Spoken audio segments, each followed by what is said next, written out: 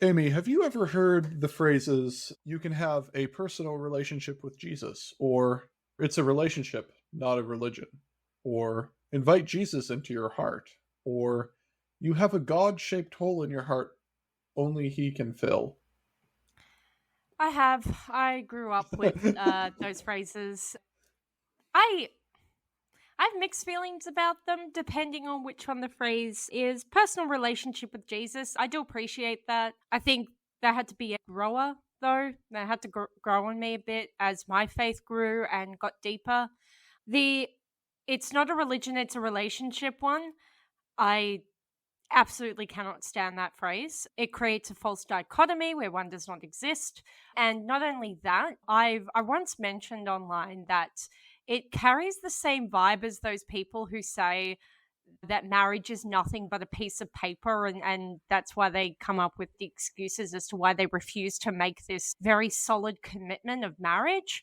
And because obviously when it would come with that, it feels like you want to avoid the responsibility of dealing with the fact that as well as it being your interpersonal relationship with God, it's also about your interpersonal relationship with other people who follow God. And I've always understood religion to be the communal experience of that following of God. And it can be used in both positive and negative ways.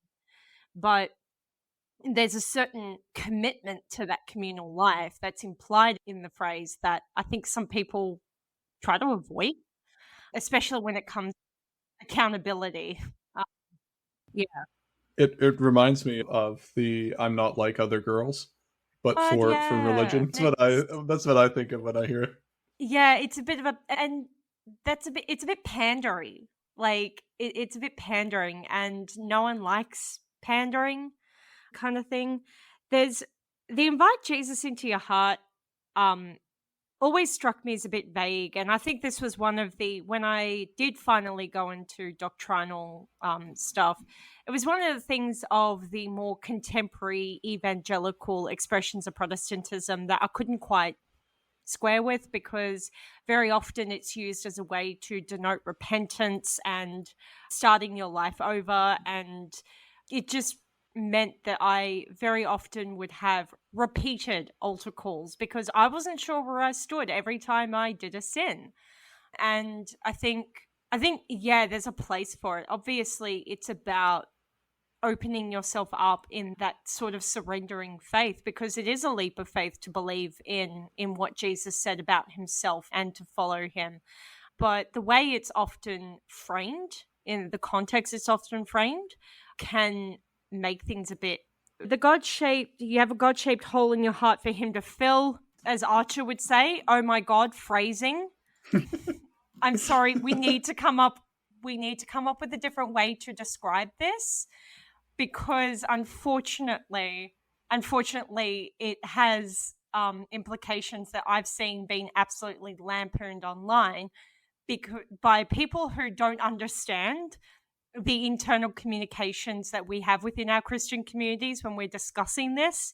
And as we go more and more online as a way of outreach and catechism and whatnot, we should probably come up with a different way of phrasing that if we are going to be more online, because yeah, online audiences are filthy and they will absolutely lampoon the crap out of it, and they do.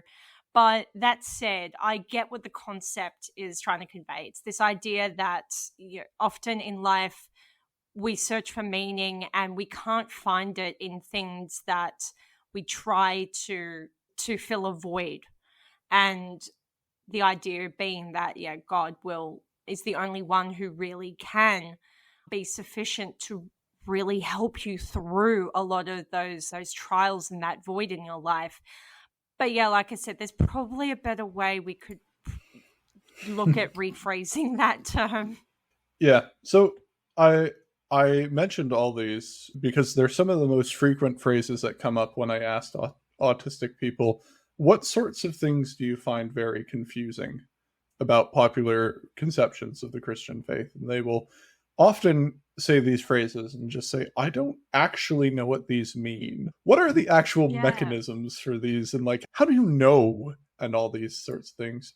And Yeah. one of the most contentious parts that I found for autistic spirituality is this idea of a personal relationship with Jesus. A lot of autistic people have a wide variety of different ways of expressing how that term makes them feel, but it's very contentious in a lot of the Christian community, Yes. or in a lot of the autistic Christian community, I should say, because autistic people just do personal relationships very differently, and we have very different We do. understandings of it. Yeah. When I did interviews, I always asked the autistic people the question, do you have a personal relationship with Jesus?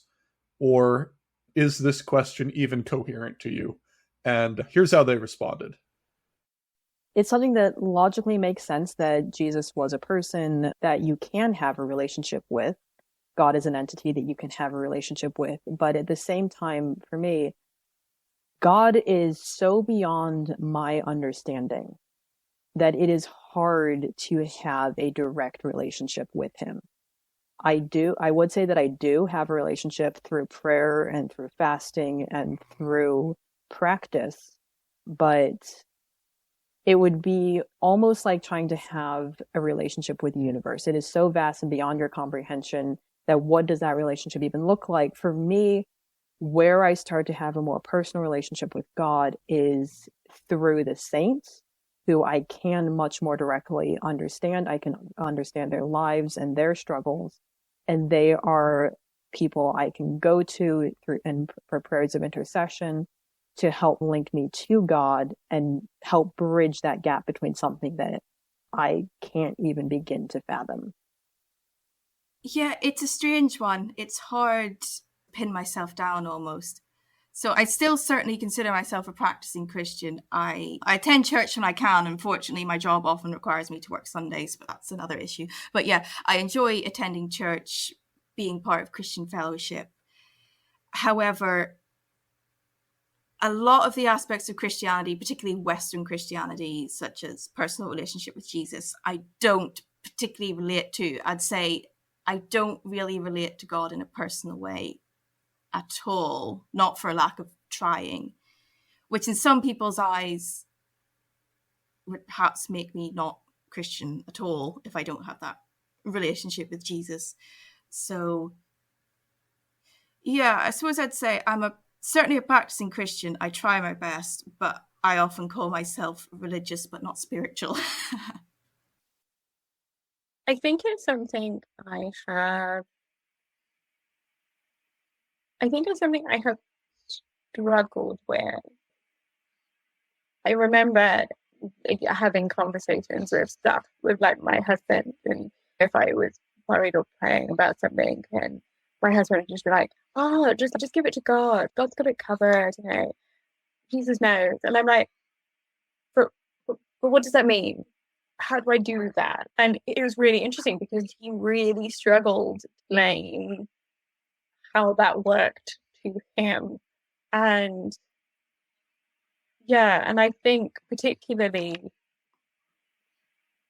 he's interesting. I think if you had asked me as a student at university, I think I probably would have said yes. I had I don't know, in many ways, I had a more active prayer life. I would do a lot of listening to worship music and stuff. And I think in many ways would have said I felt very connected to God and Jesus, and it felt very personal, very intimate. Like I had a real strong connection. But I think as I've got older and I have read more and thought more about I was autistic, and I've just done a lot of questioning of a lot of things and met more people who question things and the way things are done, that I don't know, I think I no longer feel so definite about things or as confident in things. And I think there was a while actually, I think due to some experiences with church particularly, I felt very distant from church and Christianity, and I had a bit of a dip in my faith, and it was something that I was really struggling with. And I think I am still building up from that. So there are definitely times now where if I'm listening to certain music or where I've actually, interestingly, one of the places I do feel quite close to actually when I am out doing gardening. And I feel like I've had few more of those moments where either I feel like there's a real sense of peace or and I have those sort of more emotional connections. But it's certainly not something I've ever found easy. I remember my husband and I, when we were back at the Big House Church, did a prayer. It was some kind of prayer, but there was like a couple of months and every week, and it was a particular type of way of praying. And it was about visualizing Jesus while you were praying. And like different people had different experiences. So some people might be praying and you had someone who was like a facilitator, guide person while you're doing it. And they'd stop and actually think about like where Jesus was in the room, what he was doing and stuff. And like some people might experience Jesus sat next to them or sat opposite them. And I found that really hard because I knew on one level what they were expecting of the situation. But I was like, I just don't think my brain works that way. Although one time, and actually it was quite funny, I did imagine, we called it like pocket Jesus, and this tiny, 3-4 inch high figure of Jesus just sat on my shoulder or like in my hand. And for a while that was quite nice. If I was praying, I could imagine a pocket Jesus, and perhaps it gave like something a bit more tangible to my prayer life. I could say pocket Jesus, but yeah, it's always been quite tough. Yeah. Oh yeah, that question. Yes, I'm going to say yes. I'm going to say sure, and that is a distinction that some people will get and some people will not. Have you read much Jorge Luis Borges? Okay, I think you would like some of his work just based on this conversation we've had. But anyway, he has a story called The Approach to El Mutasim. And it is a literary critic reviewing two versions of one novel. The idea of the novel is, which is not real, it's a fictional novel, is that there is a man, a very good, very kind teacher who the protagonist is trying to meet, to learn from him. But it is difficult to find him because he doesn't advertise where he is and he moves around all the time. And also people don't talk very much about him. So the protagonist has to like interpret turns of phrase, particular acts of kindness, etc., that he encounters in the world as being footprints or clues to, oh yes, the teacher was here. So he's trying to figure out the trajectory of where the teacher's moving based not even on rumors, but almost rumors of rumors. And by the end, he does eventually find the teacher. But both novels end when he's about to enter the room. So in the novel, which again is fictional, the short story is a review of two non-existent novels, Barry Borges. It sort of ends there. And a lot of the short story concerns the difference between the two versions of the novel and which one works better. But this idea of having this lifelong pursuit of a person only through the traces that they have left in other people seems to me very much what the Christian faith is. I don't want to say about, because I'm sure that's not going to be something that resonates with other people. But to me, that seems very evocative, very accurate as a metaphor. And there's another Borges essay, not short story, this is in his nonfiction essay, about Pascal, of Pascal's Wager. And, okay, it is about the history of a metaphor. But Pascal is one of the people who uses the metaphor. And so that essay is called Pascal's Sphere. And in it, there's a line about how Pascal wanted to love, how Pascal loved God but hated the universe. But wherever he looked, he saw only the universe, not God. And I have always felt like that, but also very alienated from that, in the sense that everywhere I look, I see the universe, but not God. But I don't hate the universe. I love the universe. And sort of God as this big echoing absence, which if I can develop affective feelings or relations for like completely inanimate object, I guess a tree's not inanimate per se, but like a tree, for instance, then it doesn't seem all that ludicrous that I could develop an affective response to something that I perceive mostly in its absence or in like traces, bits and pieces and clues here and there. And that's, even at my worst, that's what it feels like, is this sort of, I don't know if God's real or not, but I am, the expression of faith or hope for me is that taking that risk that what feels like a one-sided relationship is in fact two-sided, which is going to be like enormously unsatisfying, I think, to a lot of people, to virtually everyone, also to me, but it's what I have, so I really can't do more than that. That's what I've got.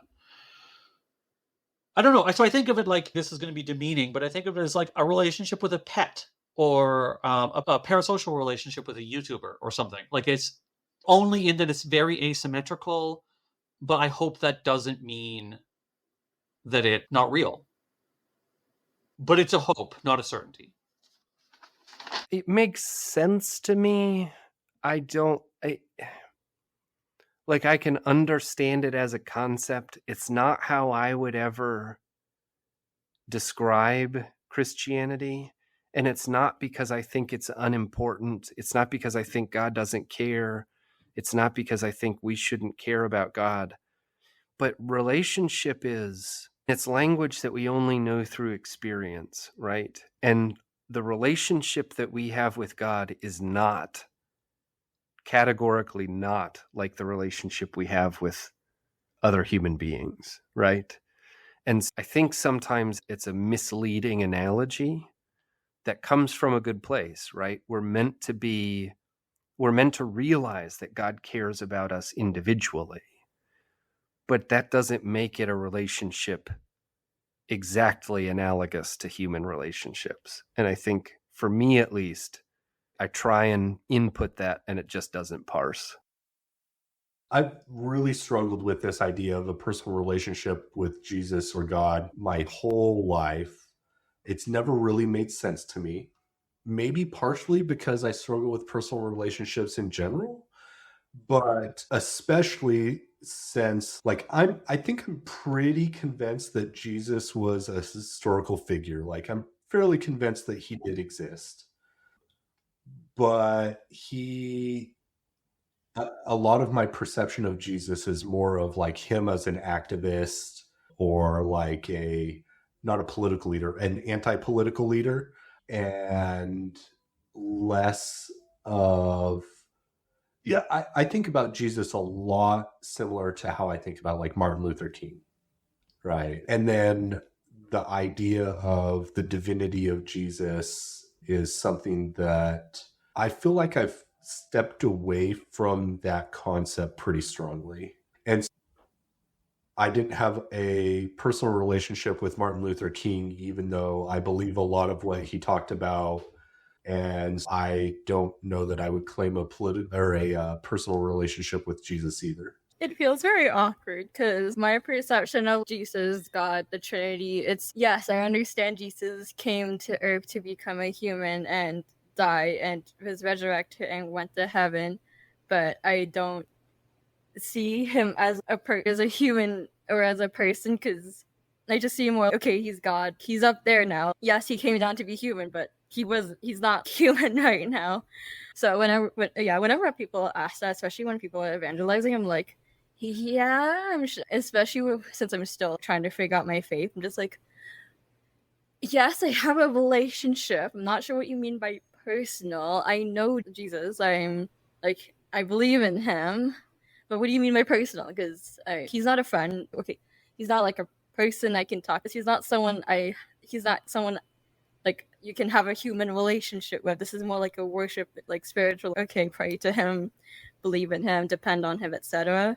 And like something that helped me realize something that helped me realize this was one time when I was joking with somebody, and I was just like, they think this was like after an exam. No, this was after our long day or something. And I was relieved that my professor gave me an extension. So I just said to my, like, that person, like, I've had a long day, but I've been saved because I got an extension. So my that person jokingly says, "Oh, saved by Jesus?" I immediately went, "No, just huge. No, this does not. I don't understand that sense. No, this doesn't make sense. What do you mean saved by Jesus? Saved by a person? He's God. He's up there. This doesn't click with me. Referring to Jesus, God, and as a person doesn't click with me." But yeah, that's my view on it. I do think that it makes sense to me, but it's one of those things that is difficult to describe, I guess might be one way to put it.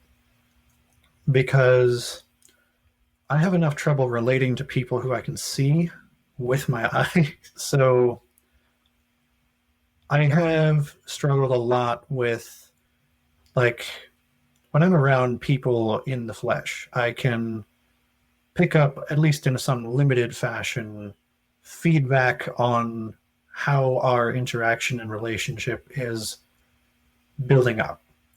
When it comes to our relationship with God, that is something that it's more, I discern how that is, not by picking up that kind of feedback, but by just what God does, like how God works in my life. How our relationship, that is like my barometer for how our relationship is. Because there have been times where, it's so difficult to describe. It's because I know God has answered a whole lot of my prayers, often very immediately, but there have also been other things where just when I'm going down a particularly wrong path, things will start happening. Not exactly like bad things happening to me, but just like all of a sudden, out of nowhere, bam, like incredibly loud freaking noise right behind my head, and I've got sensory issues and stuff, so it's, oh crap. And I take that as more of a, hey, God's smacking me on the back of the head. Hey, snap out of it. Don't do that. And I have a personal relationship with God that I have difficulty describing, is really the better way that I would put it, because there is a lot of give and take and back and forth to it, but I wouldn't really be able to describe it in quite exactly the same way that you have a personal relationship with another human individual. And also, it's important to note that because I believe that we are different members of the body of Christ, part of my personal relationship with God also entails my relationship with the rest of the body of Christians and believers that are around the world. And this has happened to me on a number of occasions, for example, where it was just like, I was in possibly one of the worst mental places that I had been for a very long time. And I was out standing on the corner of a street or something like that. Somebody pulls up in their car, rolls down their window, and then just said some really encouraging stuff to me and then just drove off. And it's, oh, dang, like, this occurs right when I needed it, and this person just comes up and does that.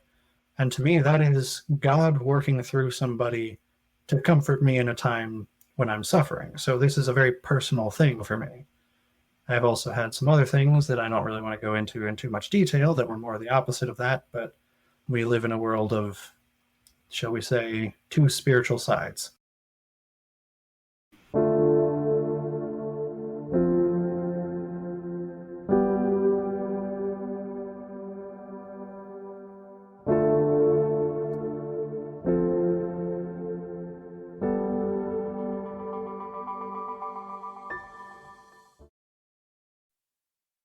So let's recap last episode. Last episode, we spent 2.5 hours talking about the way that autistic people respond to the way ideology and doctrine is propagated through the church. But we only talked about one aspect of doctrine, and those were like the specific claims made by the church. But one of the things we didn't talk about in doctrine were what I will call relational doctrines, or doctrines about how God relates to us and how we relate to him. I think I'll start this off by giving an anecdote from a night course that I once took. So basically, they're at a local university. They were offering night courses, like just basically special interest courses that were free to attend. And one started off with a woman who was a local Anglican priest, and she explicitly started off by warning us not to be autistic in our theology. It was really funny because she was like a super progressive person, and I didn't expect to hear that. And she went on to explain what she meant by don't be autistic about our thinking. And what she meant was don't be systematic. Understand that we need to be open to relationship and not be autistic. And I was just sitting there being like, I wonder when I should tell her that I'm autistic. And at the time, I mostly found it funny. But as I look back on it, I was like, that was messed up. A bit. And yeah. Oh, don't worry. I'm going to try to make your head explode. We're going to see if it's possible by the end of this episode. Wow. Yeah. Because this time it was an Anglican, but we're going to get into Catholic theology, and it's going to be a fun time for everyone. I'm sure it will be. But yeah, there's a really crucial part of Christianity, which is the centrality of relational thinking to theology. And what happens, I've found, is that doctrine about relationships and the way God relates to you and the way you relate to God become codified by non-autistic people. When people are talking about how God relates to us and how we relate to God, they use their own experience. They use their own understanding of what relationships are and how they think of relationships. And what you get is a neurotypical reflection of a relationship that becomes dominant, normative, and just assumed throughout literature. And what this creates is a whole section of Christian doctrine and ideology that autistic people find very difficult to penetrate, very difficult to intuitively understand and intuitively grasp. Because I think fundamentally what they're doing is they're trying to explain a mode of thinking that we just don't engage with. That's not to say we don't think of things relationally. That's not to say we don't learn a lot of interesting relational things from neurotypical theology. But one really consistent aspect of Christian autistics is a constant struggle with this particular aspect. One of the things that you'll often hear autistic people say is, I'm religious, not spiritual, or things of that nature. And they'll say it because what they're trying to express most of the time is, I find the relational doctrine within Christianity opaque and difficult to understand, and so I don't really engage with it. And that's really what they're saying. And we'll get into this in later episodes when we start talking about more positive things. But for now, I'll just say that there are autistic relationalities and autistic ways of conceptualizing relationships that work for us and that work within a normative sense of Christianity, and that Christianity isn't one thing. It is a collection of ideas and things shaped by history throughout time, space, and culture. They're context-dependent, culture-dependent, and person-dependent. And there are many expressions of Christian doctrine and Christian relational doctrine that can work for autistic people and that we can feel is intuitive and that we feel makes a lot of sense. However, unfortunately, at this stage in Christianity, those things are not mainstream. And if you want to find them, you often really have to go digging.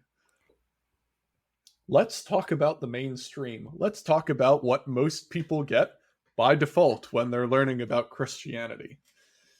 And to start that discussion, I'm going to start talking about a book called I and Thou. Are you familiar with with this book? I can't say I've ever heard of it, no. I and Thou was a book written by a Jewish philosopher named Martin Buber. Martin Buber was a very interesting man, and one of the things that he was like really concerned with was the objectification of people. So he was concerned with the way that modernity was dehumanizing people and seeing them as objects and not as like individual people and souls and like things like that. I don't know if I'm like articulating this clearly, but like he was very concerned with like alienation and isolation and objectification of the human subject. And so he wrote a book called I and Thou. And I and Thou talks about the different it's a very short book and it's quite good. And it actually really helped me as an autistic empathize a lot more with non-autistic people and understand their perspective. And I and Thou, whether we realize it or not, underpins an enormous amount of the relational theology that took place in the 20th century because it was so important and so influential. And whether people know it or not, they often will use I, thou, and I, it language that's expressed in the book. They might not use those terms, but they use the ideas and the conceptual framework that Buber put forward to talk about relationship with God. Let's talk about what that is, or what his ideas were. Buber classified these two different types of relationship.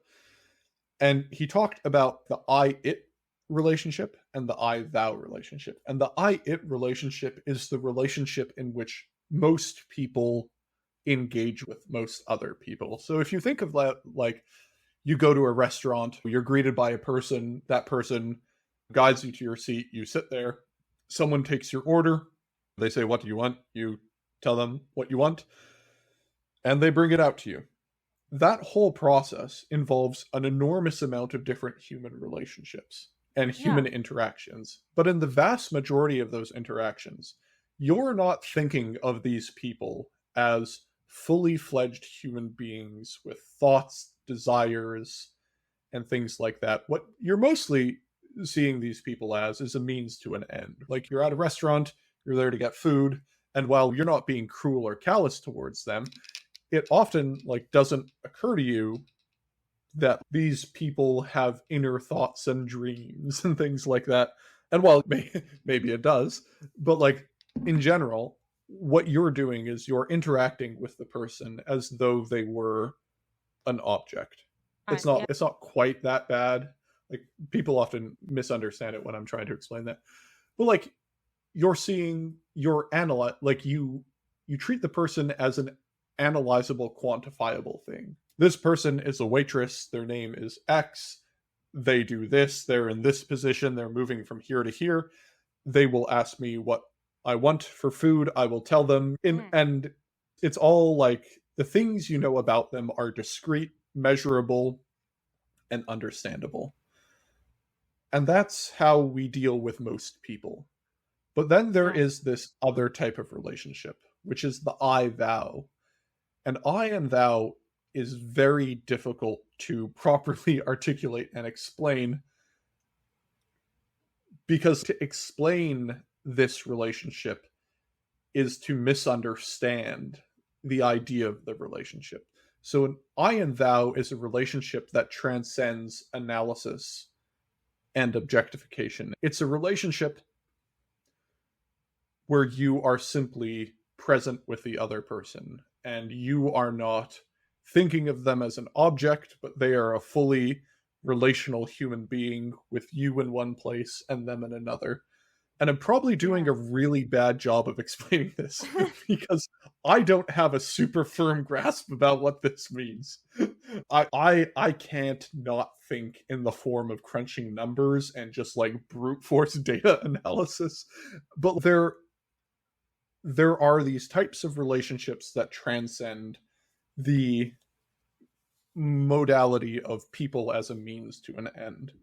And this is what Buber was trying to articulate. And he articulated that the relationships that humans have with God and God with us is a relationship primarily of I thou. And he Right, basically yeah. tries to elucidate this and talk more about it and what it looks like. And it's a very beautiful book. It's a very short book. If you're interested, I'd recommend reading it. But it had a very profound effect on Christian theology, especially Christian theology in the mid 20th century, which then led to Christian theology in the late 20th century, which leads to Christian theology in the 21st century. And through all of Yeah. this, you get these conceptions of I, it, and I, thou. Yeah. Now, that being said, there is a really interesting connection between autism and I and thou. I and thou, and the conception of I and thou, was coming out at the time that autism was first becoming a recognized diagnostic criteria. The development of a lot of ideas around relationality and how people understand and process relationships at that time were developing in parallel and likely connected to, in some inextricable ways, from the diagnosis of autism. And this was Wow. discovered by Joanna Leidenhag, who we talked about in the last episode. And she wrote a paper called The Challenge of Autism for Relational Approaches to Theological Anthropology, which is a very good paper. And if you're interested in this topic, you should read more about it because she goes into a lot better detail there. I read that paper and I was like, this is brilliant. And this is what I've been trying to say and articulate for so long. And I just haven't had the words. And so I emailed her and she agreed to do an interview for this podcast. And since this was something she discovered, I think it's only fair that she talks about it and explains it. Yeah, so what I think I discovered in researching this article was that the history of theologians and philosophers trying to pinpoint particular signs, behaviors, capacities that go with the I-thou relationship and not the I-it relationship, and it is a history that's quite entangled with the emergence or development of an autistic diagnosis, right? So that the more people tried to pinpoint things and started to be contrasted with the new and emerging diagnosis of autism in 1930s and 40s Germany, and vice versa. The psychology of autism people started using that word and started looking at and referring to this as a distinct diagnosis. They started to use the theology and the philosophy to try and articulate their findings, their experimental findings. And it's a very fraught history. It's a very problematic history, to put it mildly. But I don't think anyone had pointed out before that there was this interrelation between what was going on in theology and what was going on in psychology. It's back to what we were talking about earlier, that science and religion are not neatly separated into separate boxes, but they're just influencing each other. People are taking ideas from one and moving it across all the time. But the criteria, let me see what I can specify here. So one in particular emphasize the importance of speech. Because if you think what's different to our relationships with humans from our relationships to cups and tables, or even our relationships to animals who we might talk to, but we don't often think of them as talking back in a straightforward sense. We might interpret their behaviors as, oh, this dog is hungry, or this horse is comforting me, or whatever.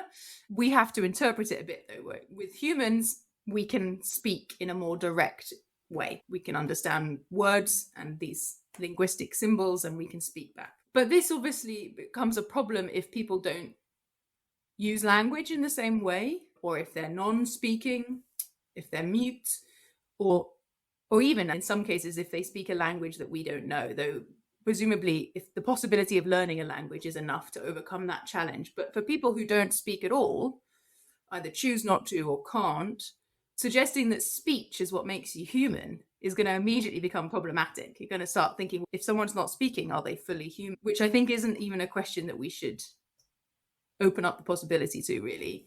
I think it's a dangerous question. But that's one clear example of how, when they said, what counts as an I-thou relationship, that we can talk to one another in a two-way conversation. That's one example. I think Joanna's analysis is absolutely spot on. I think a lot of the ideas that are central to the formulation of I and thou. Now, I don't think necessarily by Buber himself.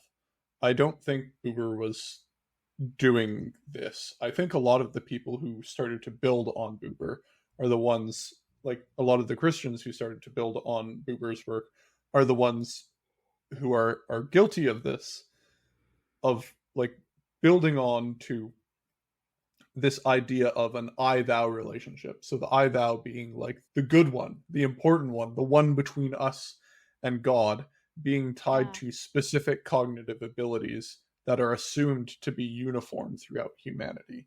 And that's like, it's a big theme of this podcast that we keep coming back to, that a lot of times theology is developed without thinking about the fact that some people may not have the same cognitive abilities as you. And a lot of times, and what I suspect has happened, is many of the ideas in Christianity of what constitutes a deep relationship are tied to specific cognitive abilities and specific ways of thinking about relationships that don't come natural to us. Now, I want to make a distinction here because some people mishear me and think that what I'm saying is like autistic people cannot think in this way. And that's not what I'm thinking or what I'm saying. Autism is very complicated in that it doesn't exist in a vacuum, right? Like your brain as an autistic person is going to be different, but that brain doesn't sit in a vat by itself. That brain interacts with society at large. It learns, it responds to, it reinforces things.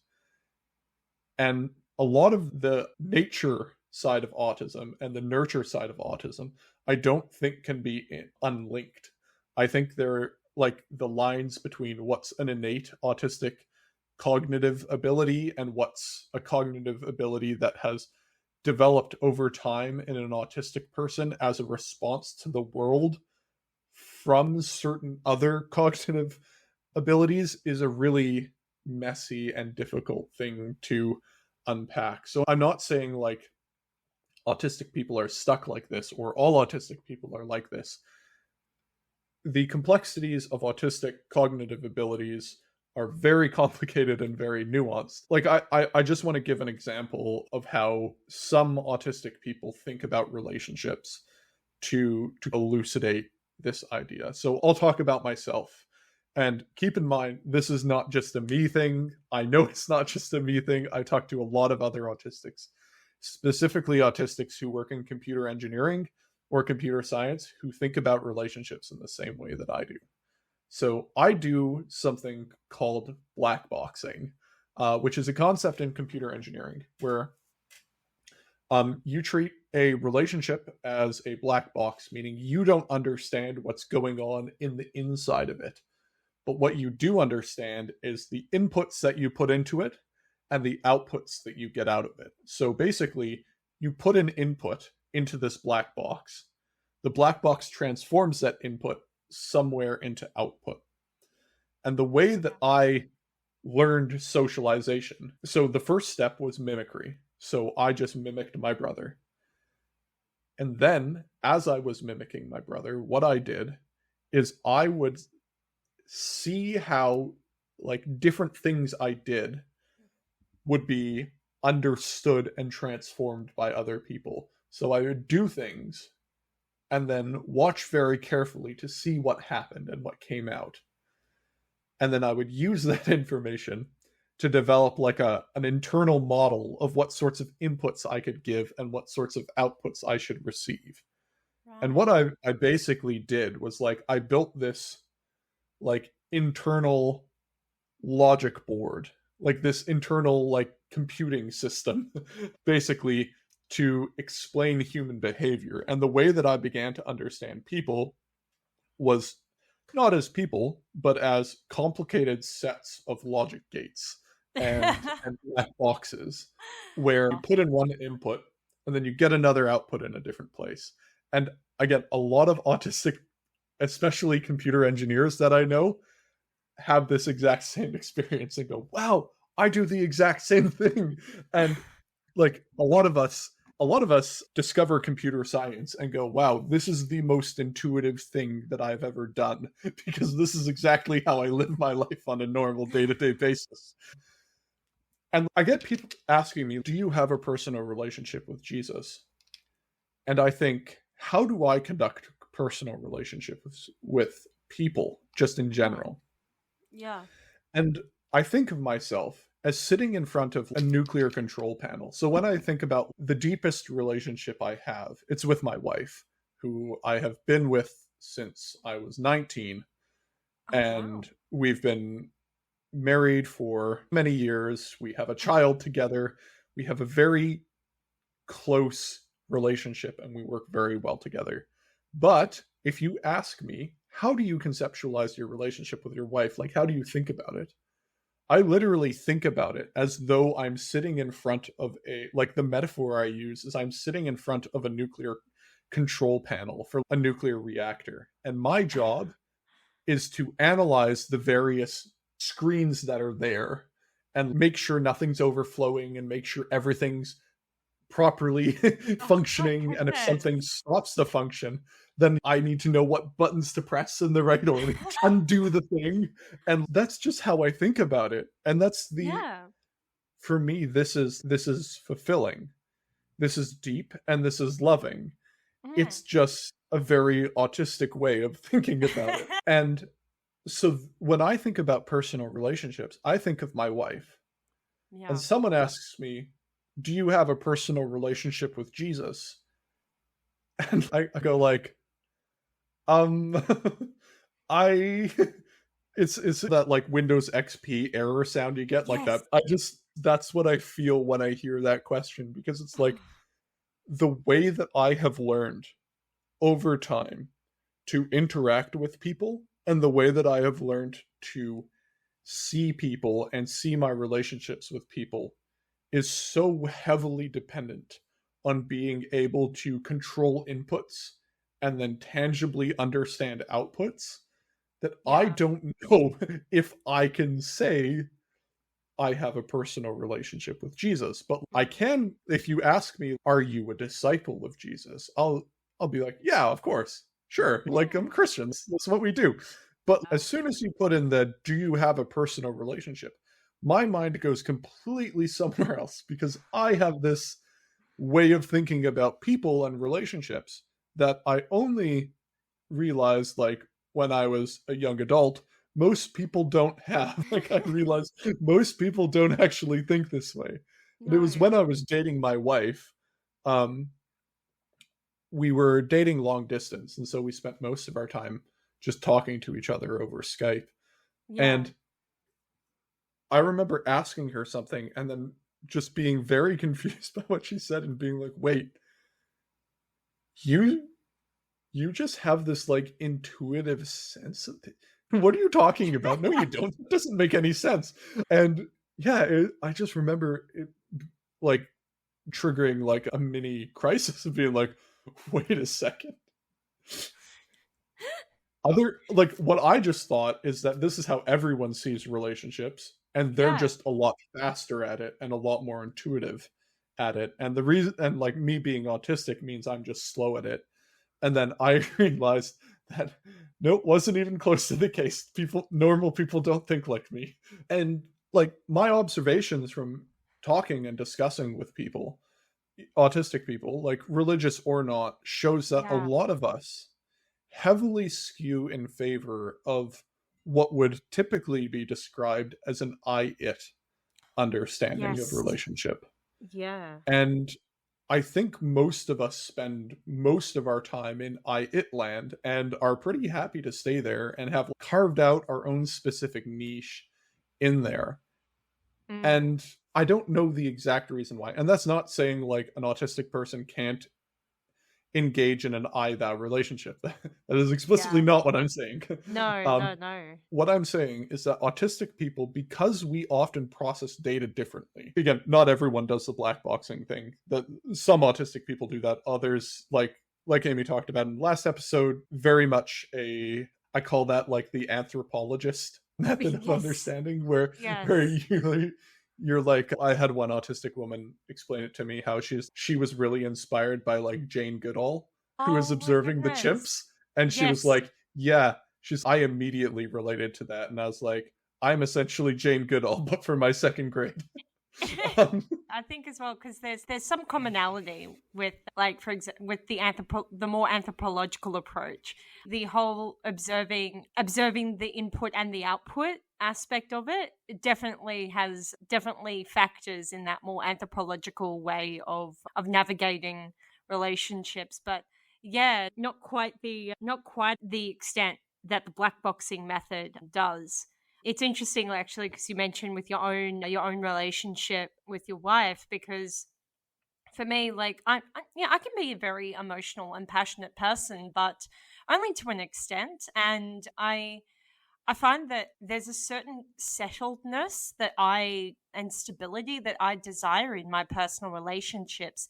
And so when I was growing up, and a lot of the conception around a personal relationship with Jesus was being this constantly hyped up thing, I felt very disconnected from. I just remember feeling, okay, what's wrong with me? I'm not as hyped up on all of this, and clearly it's either I'm doing something very wrong, or God is just not interested in having any kind of relationship with me.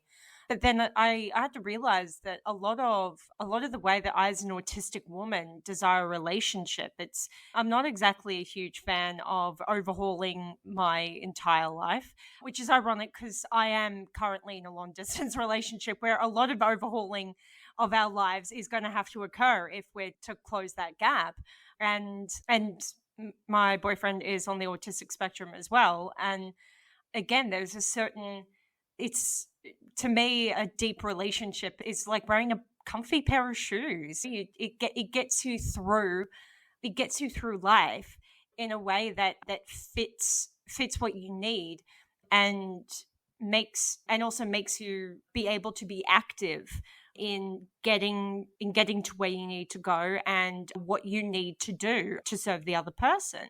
And so many people hearing me describe a romantic relationship as a comfortable pair of shoes will probably be aghast at like how cold that must sound. But when you think about wearing a comfortable pair of shoes, it's like you're not paying attention to the fact that you're wearing a comfortable pair of shoes.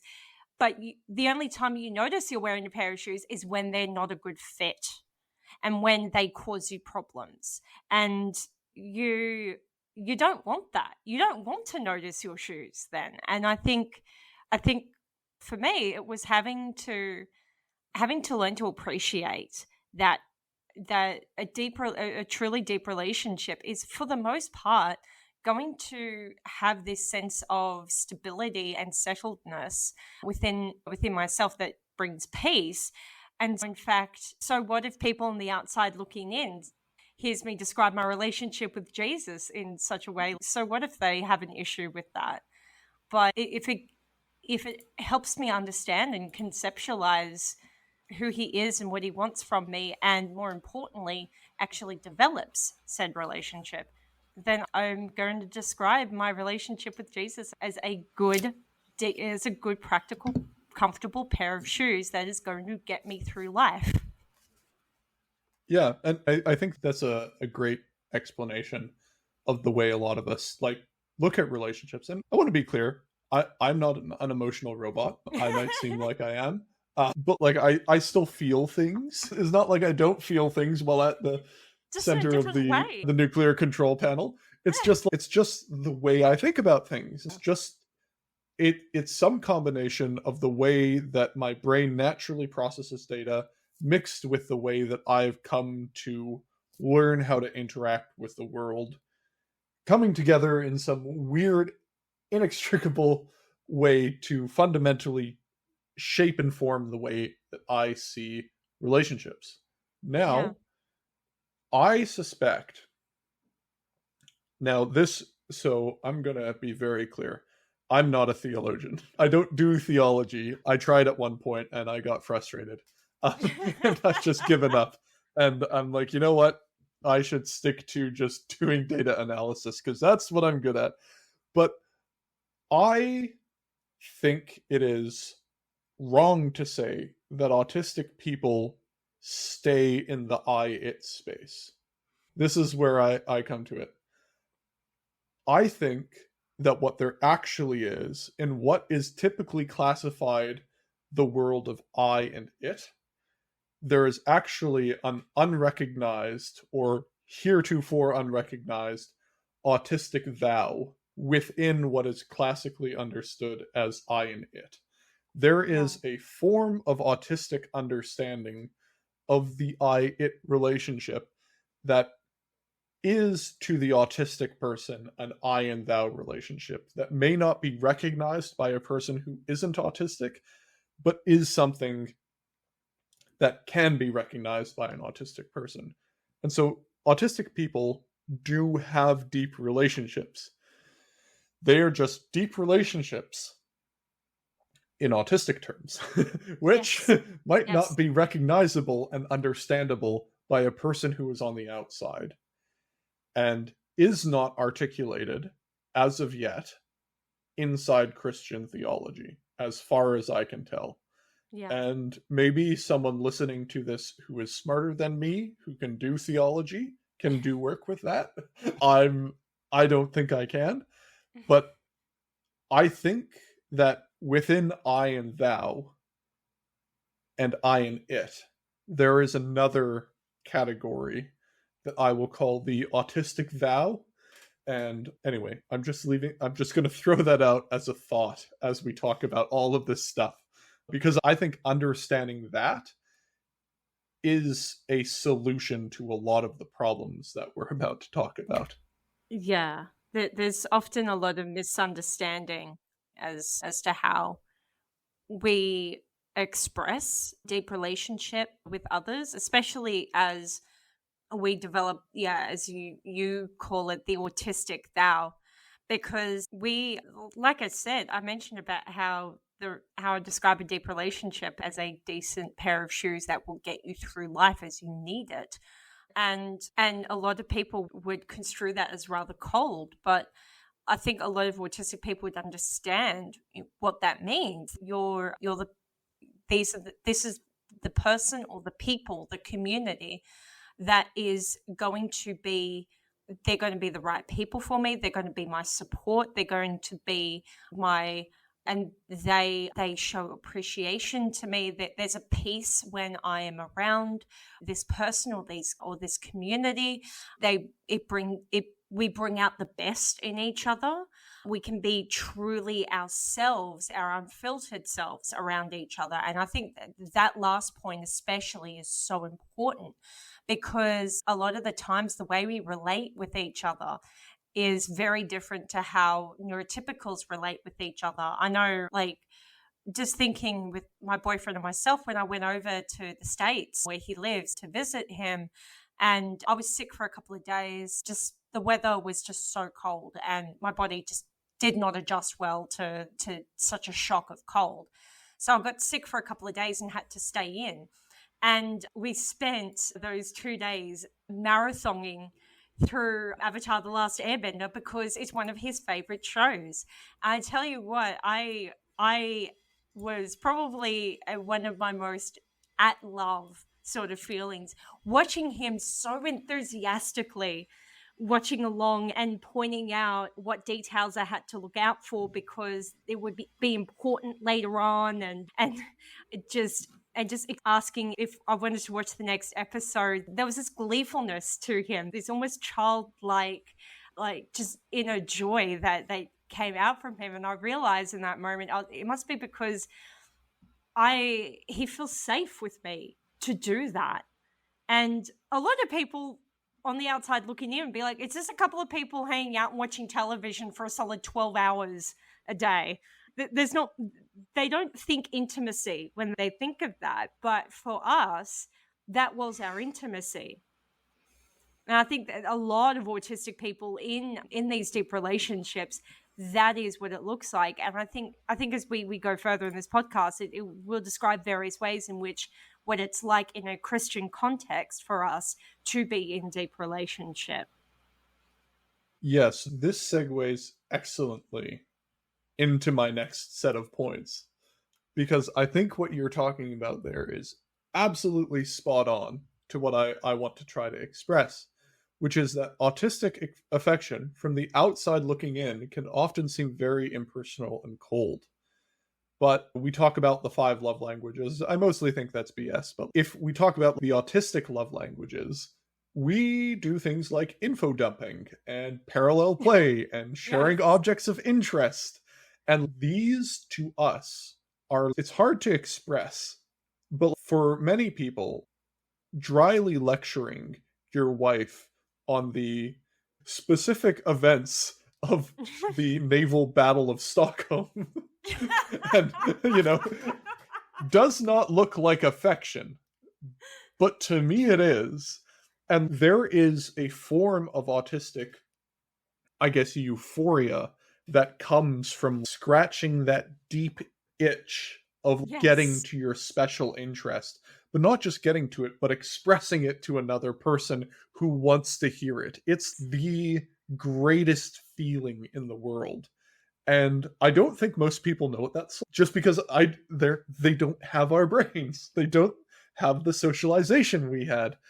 No. And so when they are talking about I and thou relationships, and when they're talking about deep relationships, and when they're talking about relationships with God, info dumping your special interest is never considered in this conversation.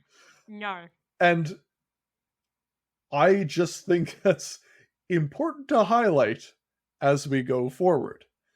Now, there is this idea that we need to cover first before we start getting into any Christian theology, called mentalizing and theory of mind. We've talked about it before, and we've talked about the autistic critiques of mentalizing deficit models of autism, like the double empathy problem.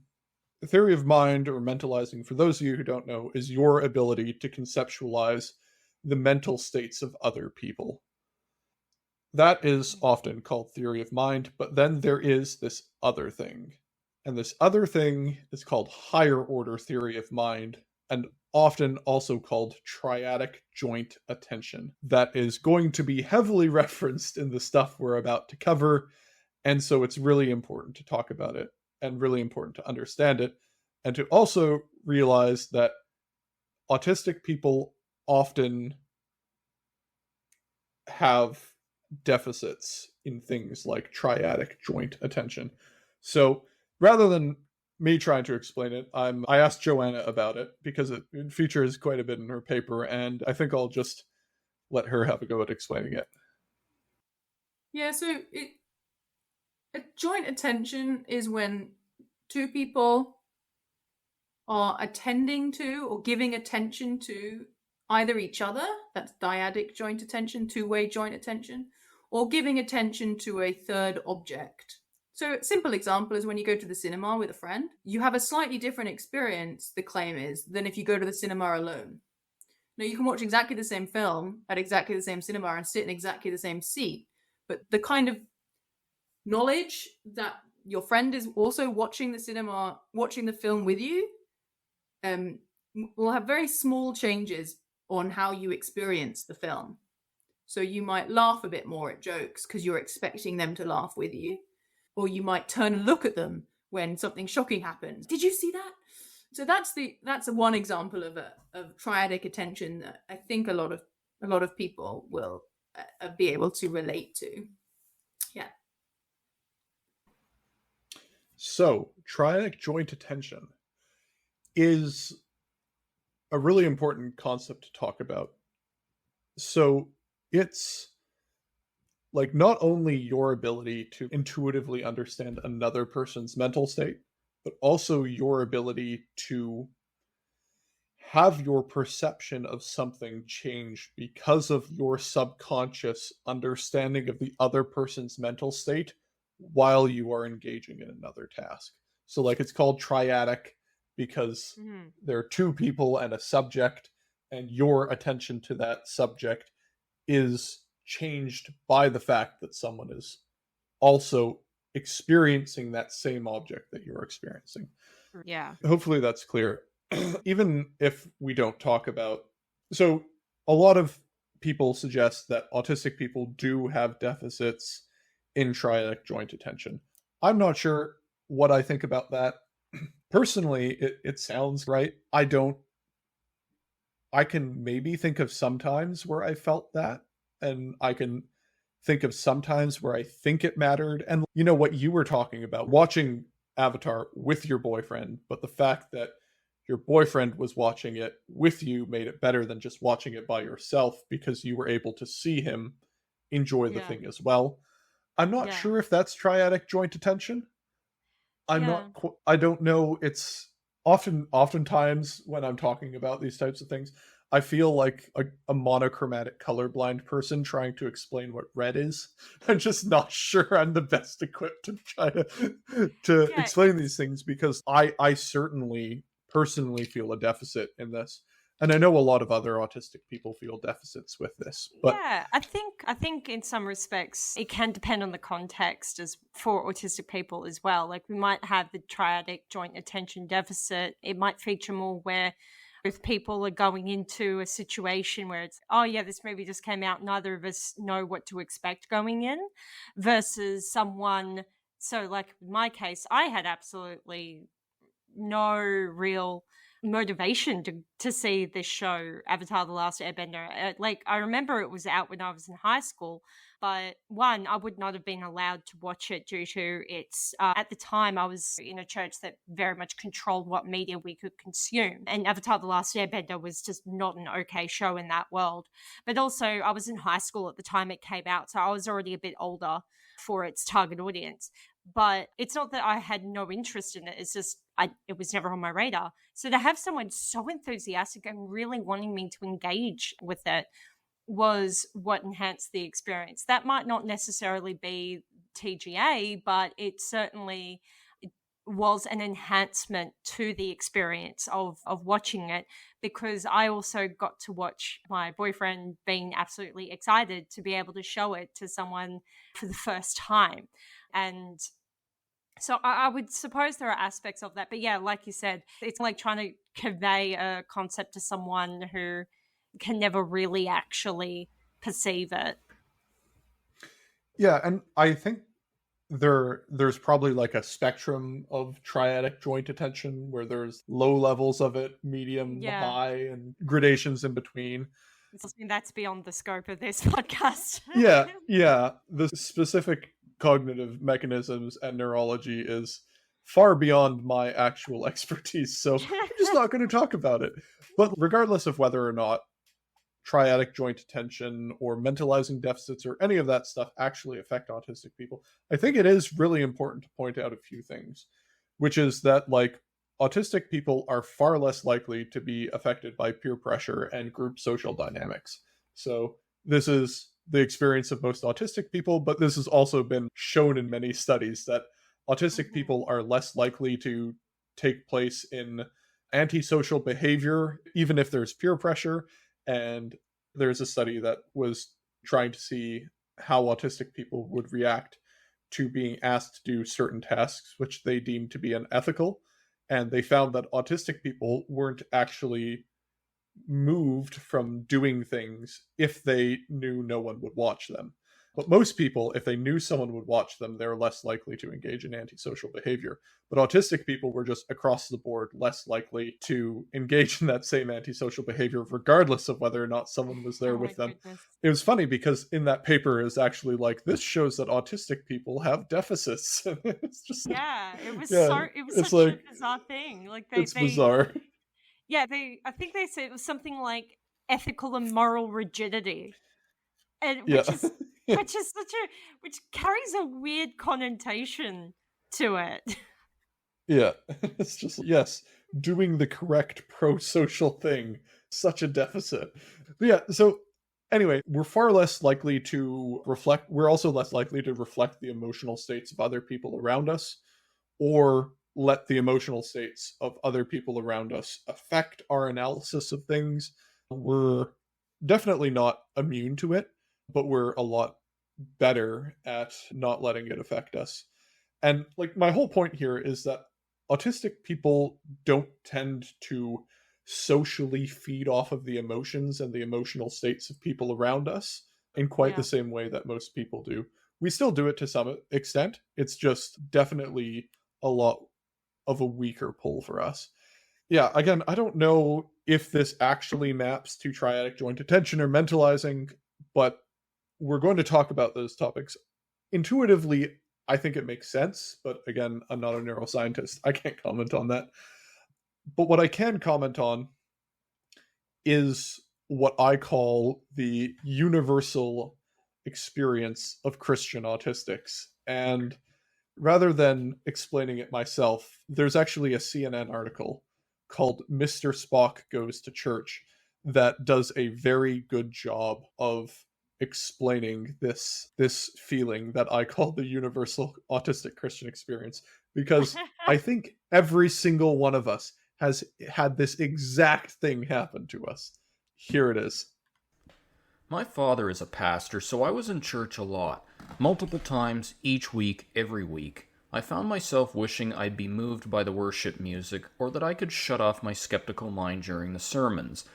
I'd see people in church services, Christian concerts and Bible camps overcome by emotion and enraptured with charismatic speakers, and I wondered why I didn't feel that way.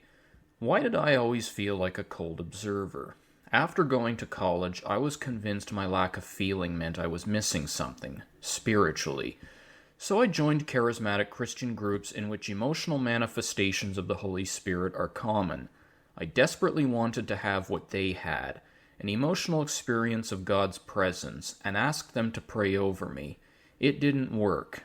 When I didn't move with the Holy Spirit or speak in tongues, they told me that it was because I had rejected God. I worried that it was the other way around. God had rejected me. Maybe I felt like an alien because I deserved it.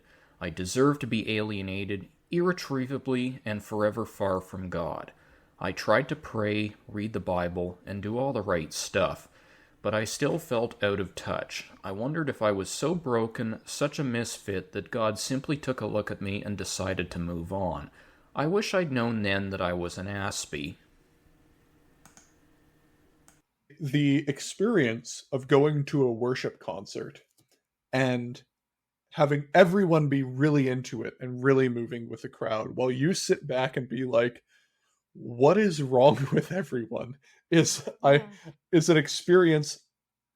I have yet to meet an autistic person who has not had that experience. That's why I call it the universal autistic Christian experience, because it's so common and so pervasive, and it often features as like a significant and major pain point in autistic people's lives. And it's really interesting when you look at that, because these are often like significant spiritual experiences in a lot of other people's lives. If you remember from last episode, Stephen Bedard, he was talking about the Toronto blessing, the Toronto blessing, and seeking after these spiritual experiences, and it's just not finding them. One of the things I found is that autistic people do have spiritual experiences. However, they tend to revolve around things like sacramental theology. They tend to be like contemplative, and it's more of a very slow burn rather than a big flash. They tend to be individual, solitary, and intellectual. So we do have spiritual experiences. They just happen in very different contexts. And I think that's really important to talk about when it comes to understanding autistic people's relationships, and then the way that relationship with God is told to us about how we're supposed to experience it. Because a lot of people in these worship concerts will say, I can feel the presence of God in this room, or I can feel the Holy Ghost. And a lot of autistic people go, I feel nothing. What is going on here?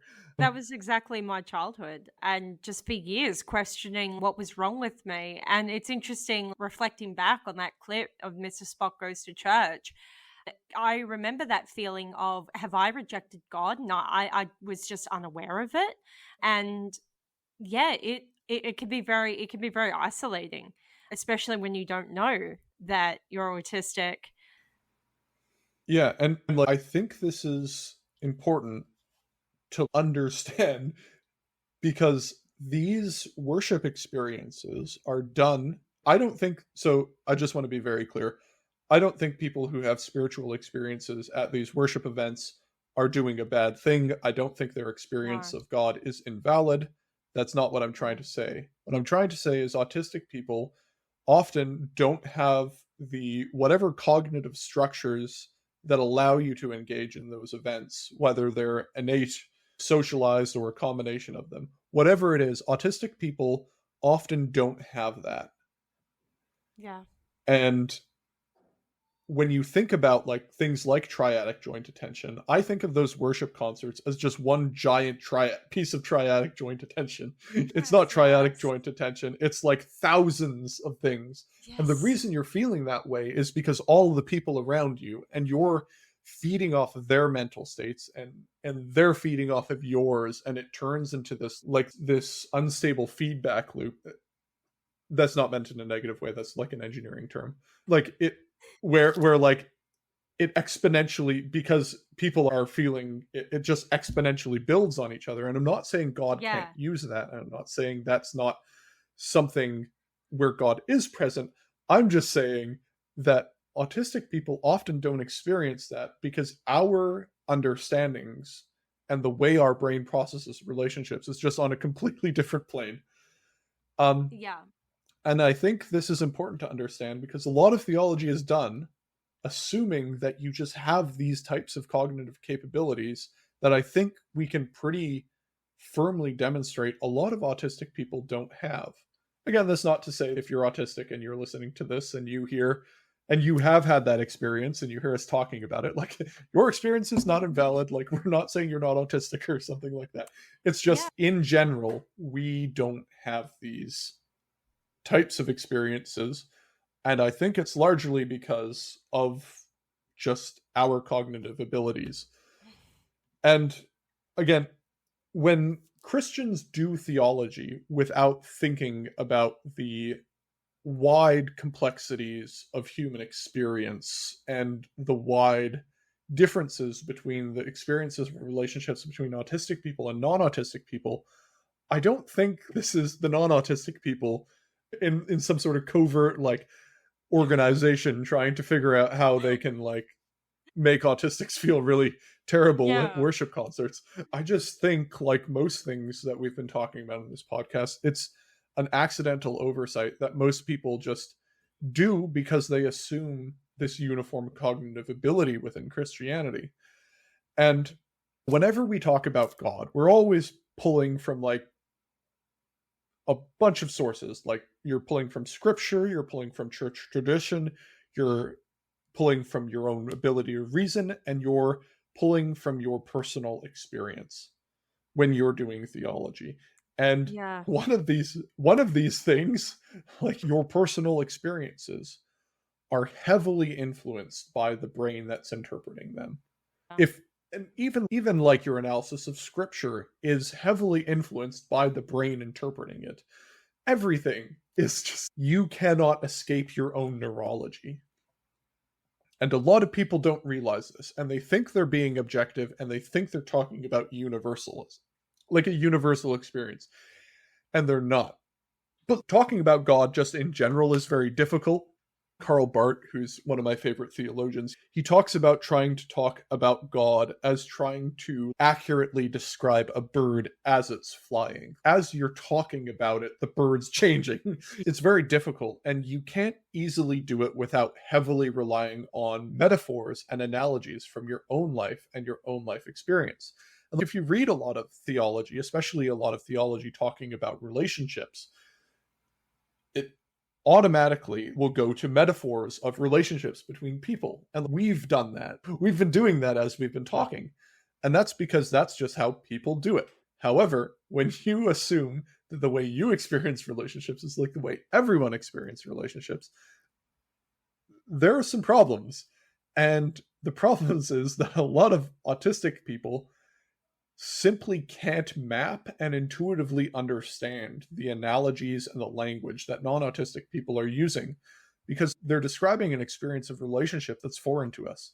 Take, for example, a very simple theological statement. Jesus loves you. It's funny because the most common autistic response I hear from that is, what does that actually mean? What are they trying to say when they do that? And like, here are 3 options I came up with. This is not an exhaustive list, but here are 3 options. Option 1, 2,000 years ago, a man lived named Jesus. He was also God, and when he was on earth, he would have, in some sense, specific or not, known about you or the possibility of you, and chose to take actions in his time on earth that demonstrated his love for you. That is one thing that Jesus loves you could mean.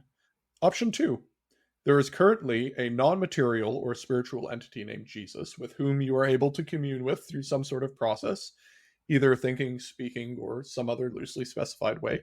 And this entity has a mind of some sort or some sort of conscious experience that's capable of feeling things about you. And you, as a person, can get to know and understand this non-material entity and feel this entity's love towards you in a variety of different ways, either by seeing this non-material entity's influence on the world to your benefit, or through some notion of an I-thou relationship with this entity in which you are comforted or something like that. And then the third option is there is a non-material entity named Jesus. This entity has the ability to feel or express emotions in the way that humans can express and feel emotions. And this entity would like to have a relationship with you in a way that's similar to the way another human can have a relationship with you. You can engage in this relationship, in a relationship with this entity, and this entity can engage in a relationship with you. This relationship is characterized as love between you and Jesus. And so those are the 3 options I think of. One of those makes a lot of intuitive sense to autistic people when I explain it. And that's the first one. A lot of people immediately go, oh, that's what they mean. Cool. However, if you try to explain option 2 or 3, there are many follow-up questions. Option 1, when I tell it to autistic people, they're like, oh yeah, that makes sense. Why didn't I think about it like that? Or they'd be like, oh, okay, that's an interesting way of thinking about it. But if I try to explain 2 or 3, they go, I have so many questions. Most people hear 2 or 3 when you say Jesus loves you. Yeah. Like, when I talk to most people, they think that what I'm saying when I say Jesus loves you is option 2 or 3, when most autistics hear option 1. Yeah. And like, most Christian media you hear will talk about these things. Like, you'll hear like, Jesus wants to be in a relationship with you. Here is how you can feel the love of God. Or the goal of Christianity is not to follow rules, it's to enter into a personal relationship with Jesus. Or the presence of God is felt like this. Or God is madly in love with you. And like, all of these messages, which are super common in relational theology, is they pretty much assume that you can understand what it means to love and feel love in the way that is typically understood in our society. You can understand a relationship outside of quantitative analysis of relationships. You can understand a relationship in a way that does not require measurement, testing, proof of existence, or any sort of thing like that. It assumes you can understand Jesus's personal emotions towards you, despite never having met him and never having seen him. And it assumes you can understand human connection in a specific way that allows you to connect with someone that you cannot see or hear. And those are all things that are not guaranteed for autistic people. And so we hear these phrases, and for some of us, they do make sense. But for a lot of us, we go, am I missing something? Or is this just dumb? Are the people stupid? Or am I like profoundly broken in some way? And neither of those are particularly good responses. I talked about the phenomena of religious, not spiritual. There's a woman named Erin Burnett. She's autistic, and she wrote a bunch of articles online. One of them is titled Religious, Not Spiritual, to describe her experiences. And I think it sums up how a lot of us feel about this topic.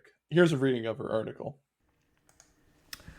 If I had to encapsulate my religious outlook in one sentence, I would invert the oft-cited phrase spiritual but not religious, and instead say I am religious but not spiritual. I have always had a deep-seated interest in religion, and I love the traditions, community, and way of life which Christianity provides. Yet I have always struggled with the supernatural aspects of the faith. I could never grasp the concept of communicating with a God up there, while humans were down here. I bounced from church to church all over the theological spectrum, hoping to finally achieve the personal relationship with Jesus everyone else seemed to enjoy. Multiple research papers have demonstrated a connection between autism and a rejection of classical theism, as per Haywood and Baring 2010, Caldwell-Harris 2011, and Hudson 2012. In order to properly relate to a personal deity, one must be able to empathize with God's personality traits, thoughts, moods, and ways of communicating. Autistic people have a hard enough time doing this with someone who is standing in front of them, let alone with an entity we cannot see. So the main idea here is that autistic people aren't going to relate to God in the same way that non-autistic people do.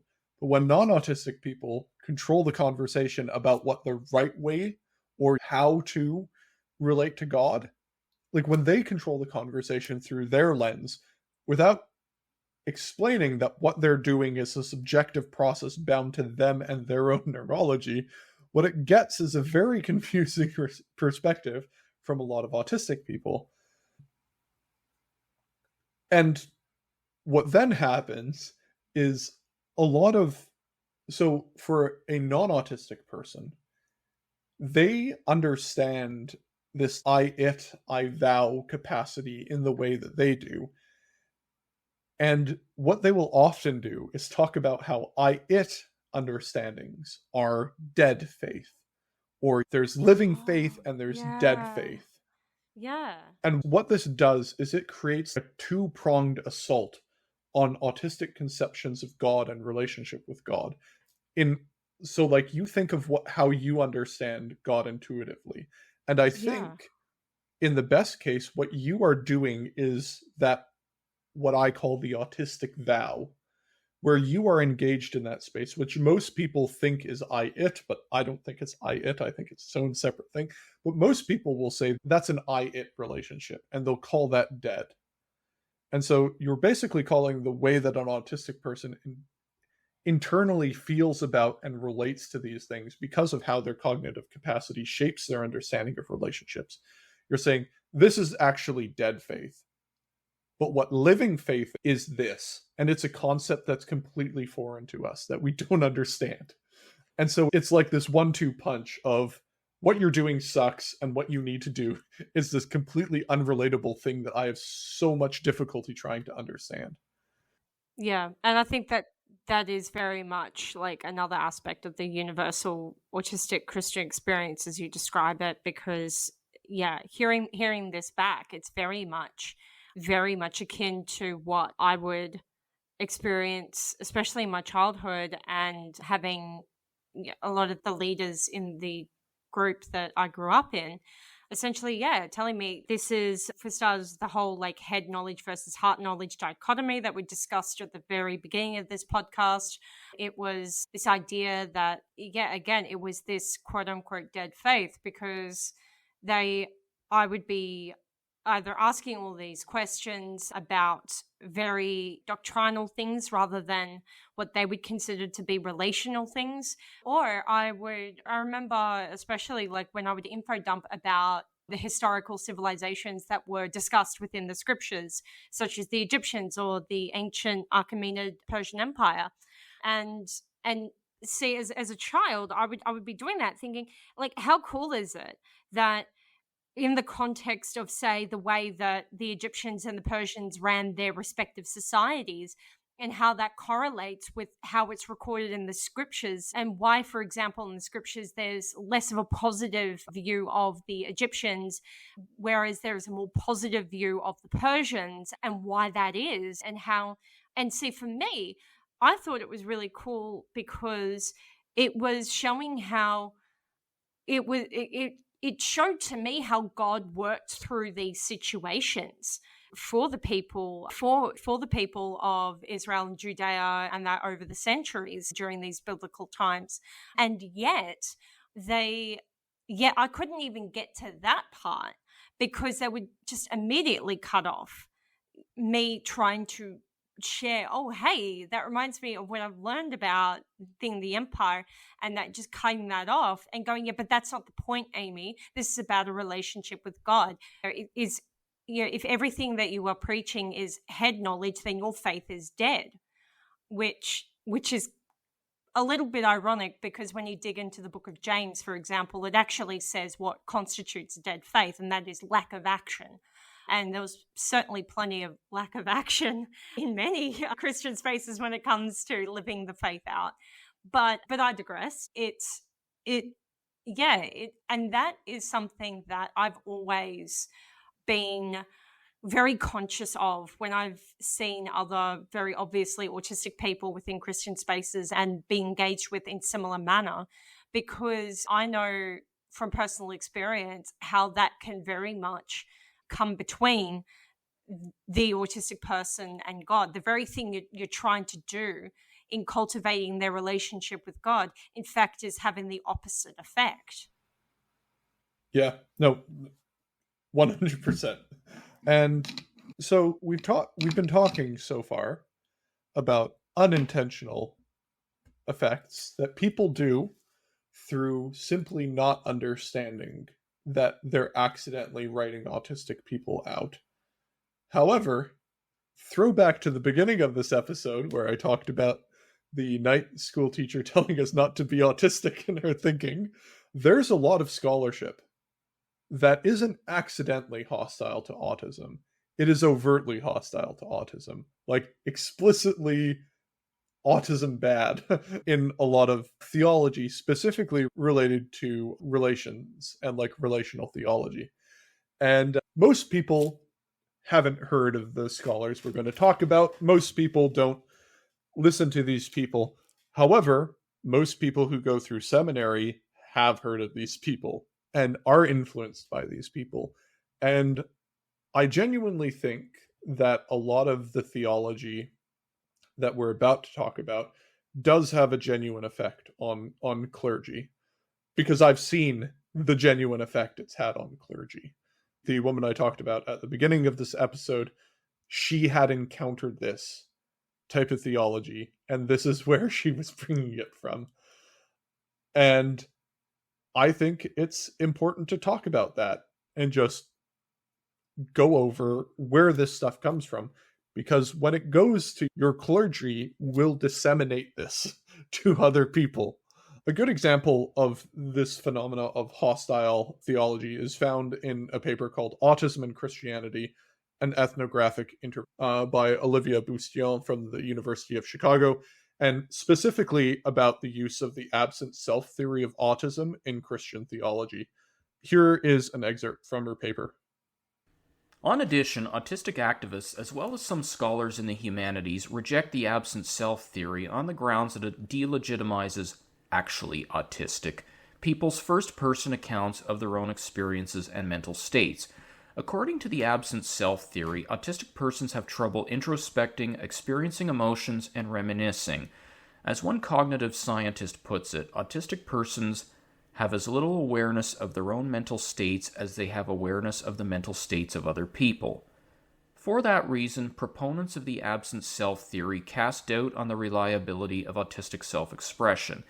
They argue that if an autistic writer recounts detailed personal experiences, she surely does so just in virtue of second-order knowledge of facts about herself, not, like a non-autistic person, in virtue of actual first-order self-experience. Autistic self-expression may have the veneer of first-order self-experience, but a researcher must exercise caution when attributing actual first-order self-experience to an autistic person, cognitive scientists advise, as per Williams 2010. They warn that it might be a mistake to take what it is said at face value, as per Frith and Happy 1999. In effect, the absent self theory encourages researchers to interpret autistic self-expressions as ersatz performances of selfhood. But a person's self-representation to others is the only access that others have to her first-order self-experience. Insofar as the absent self theory views autistic self-representation as unreliable, then, the theory precludes the possibility of evidence against it. And so, yeah, this paper invokes this idea of the absent self theory of autism, which is that autistic people lack the ability to introspect and lack the ability to understand what's going on inside them. The absent self theory of autism is not good. Like, in terms of bad autism theories, it's up there with like refrigerator mothers. Yeah. It's bad science. It isn't data driven. It's actually unfalsifiable. So, like, you say autistic people lack like an internal concept of self, and you say I'm autistic and I don't, and they're like, you must be just mimicking it. And so it's the idea that this is the theory.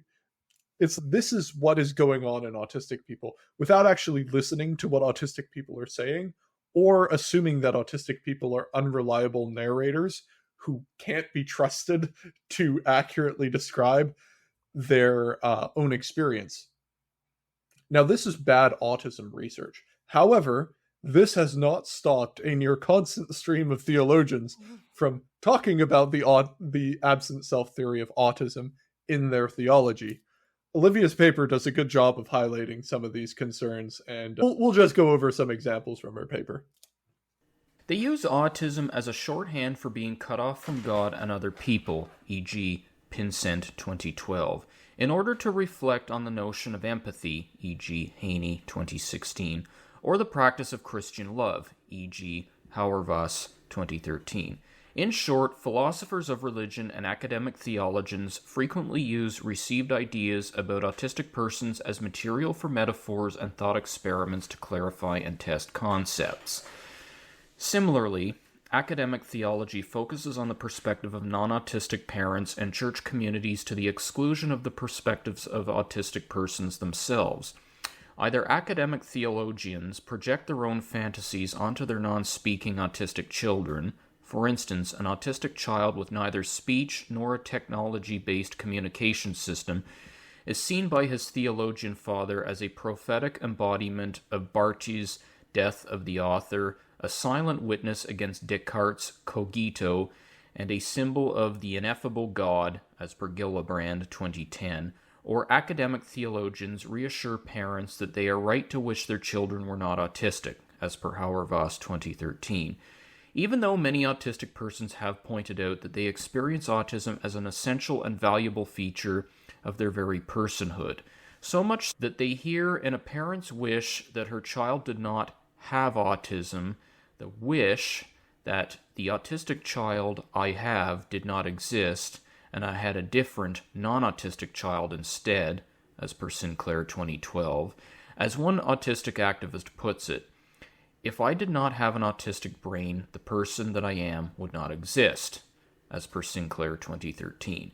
In taking it for granted that autistic persons lack first-order self-experience as well as second-person experience, academic theologians and philosophers of religion cut themselves off from the lived theologies of autistic persons of faith. These are some interesting excerpts. I particularly have encountered the use of the term autism as being cut off from God in more than just the sources mentioned there. And yeah, it happens a lot. So a non-autistic person looks at the experiences of an autistic person and goes, wow, this must be miserable. And they basically, instead of trying to empathize and understand the situation and like the different perspective on relationships that autistic people have, these theologians go, I know that my way of doing relationships is actually the right way or the best way. And so what this must be is some sort of lesser than denigrated version that isn't nearly as valid as the other forms of relationships. And it happens a lot. Like these are not a few exceptions. Like the use of autism as a specific like counter example to a healthy Christian faith is actually fairly common in a lot of academic theology. And not like academic theology from the 1980s, like academic theology from like 2013. So it's not like this is ancient stuff and I'm like relitigating the 1960s where people said some pretty messed up things about the mentally handicapped. This is recent. This is well within the period where people should have known better. Joanna's paper that I talked about earlier, she goes into a lot of these things specifically and a lot of modern examples. So she quotes from Karl Barth, who I had mentioned before, is one of my favorite theologians. Karl Barth says, the analogy between God and man is simply the existence of an I and thou in confrontation.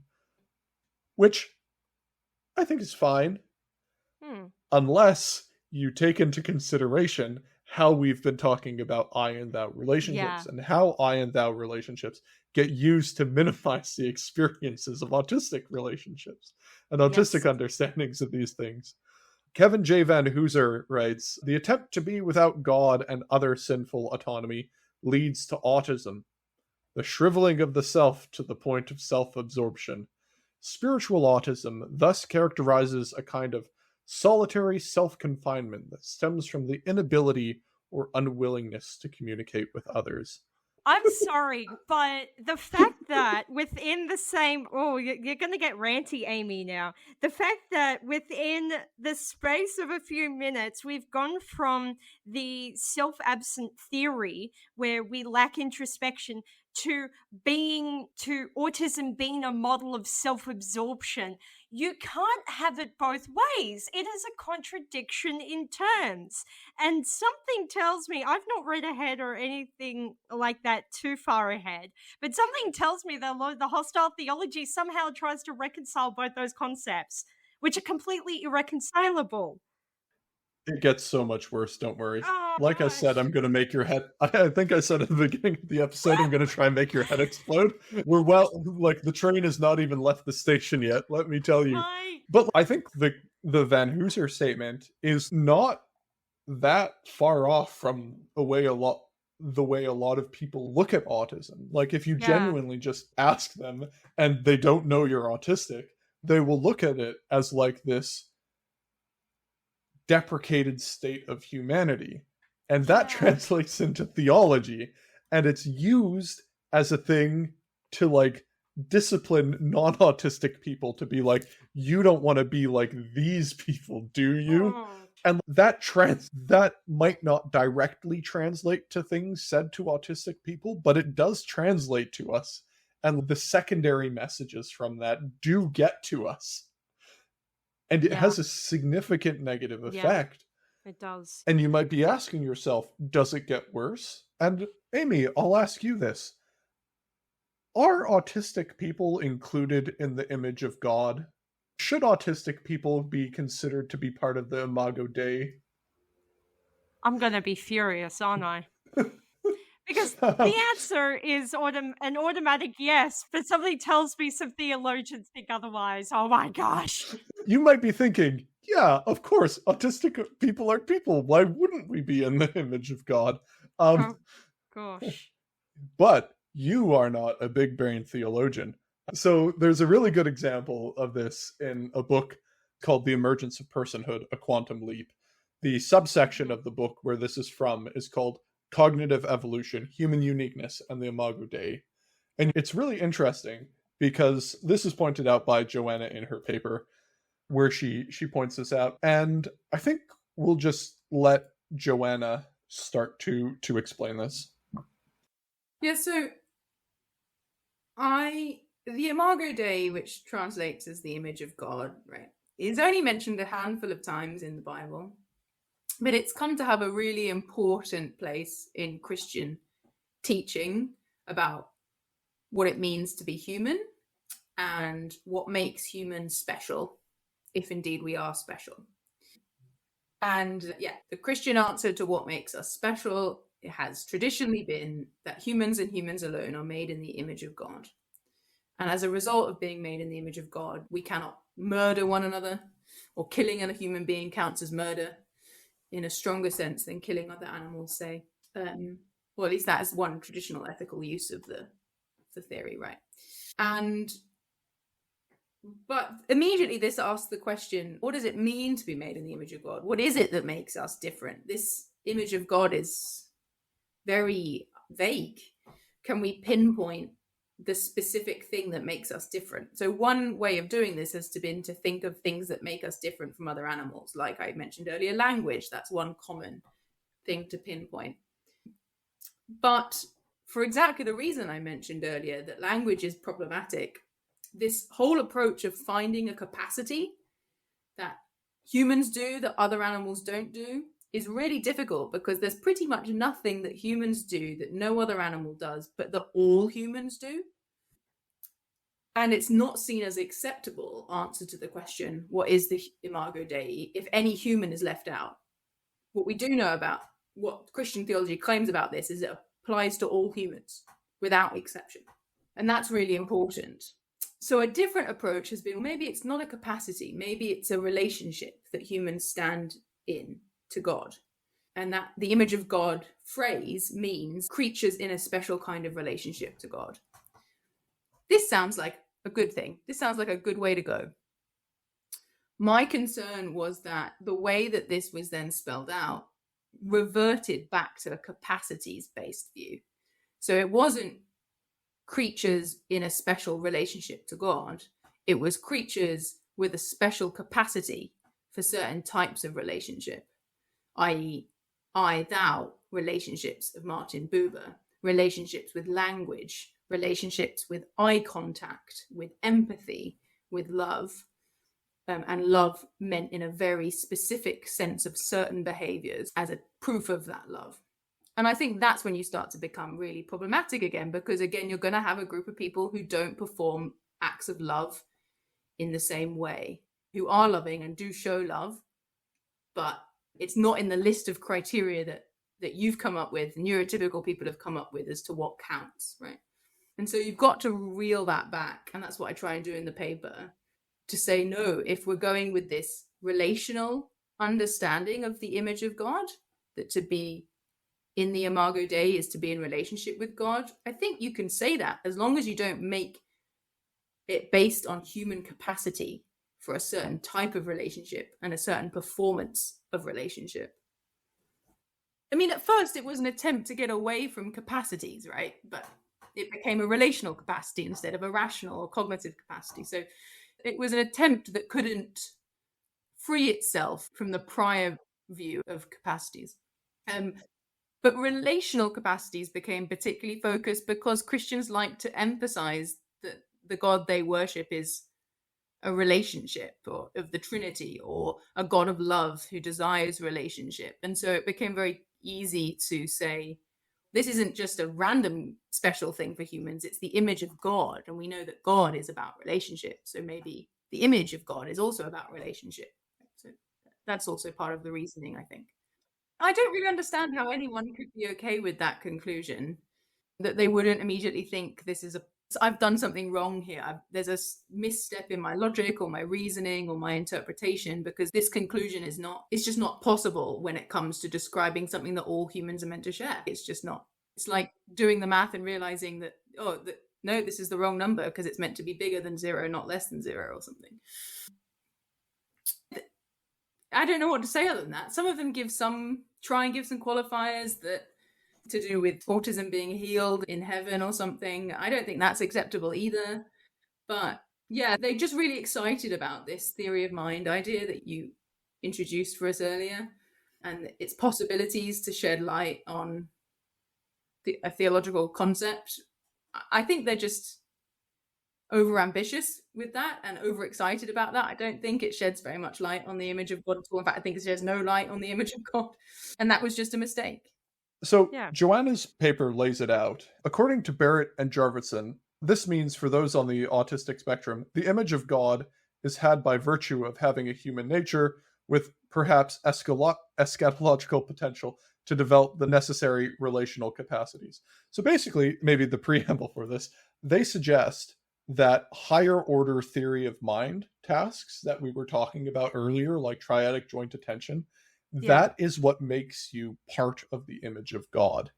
And what makes you part of the image of God and what gives you the imago Dei is having these specific cognitive capacities. And now in the paper, I've read it, they anticipate it. And when people are like, hey, didn't you just define autistic people out of the imago Dei? And they go on to say that basically the image of God is had by virtue of having a human nature with the perhaps eschatological potential to develop the necessary relational capacities. So like the translation of that is, maybe when Jesus comes back again, he'll fix the autistic brains to be part of the image of God.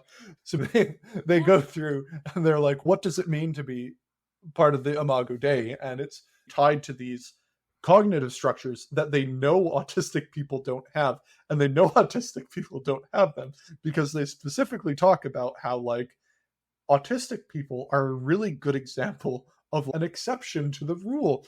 And to have the imago Dei is to have these higher order cognitive capacities that give you the capacity for receiving, experiencing, and being formed through God's love, which has the implication that autistic people do not have the capacity for receiving, experiencing, or being formed by God's love.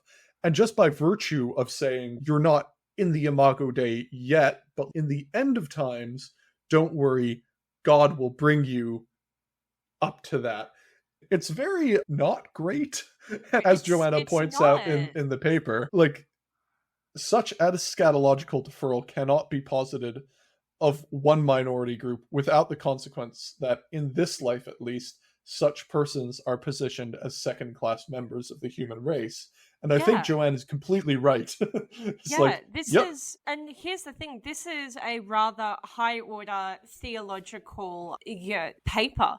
This is, and that's what's so scary, is because a lot of the times people will hear this sort of rhetoric and they'll associate it, say, with some of the more problematic, say, faith healing circles that posit all manifestations of disability as a result of sin and that sort of thing in a way that's similarly dehumanizing to them. And there's been, as of the recording of this podcast, there's been discourse recently as there had been like some touring Word of faith healers who very specifically were targeting families of autistic children to quote unquote heal the autism.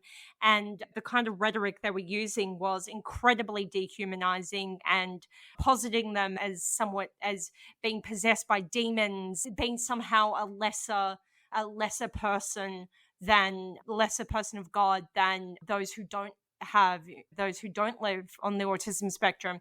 And it's so easy for people outside of these circles to point fingers and go, yeah, see, look, that shows how backward they are. But this is a respectable theological institution espousing similar rhetoric, but just using it in a more lofty language.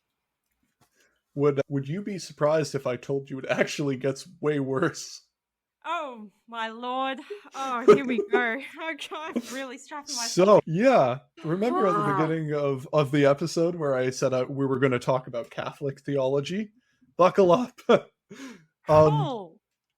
Because in my estimation, I think probably the two biggest offenders of this are two Catholic theologians, one named Andrew Pinsent and one named Eleanor Stump, who I think do the most damage and are also the most influential. The paper that we just discussed about, are autistic people really part of the image of God?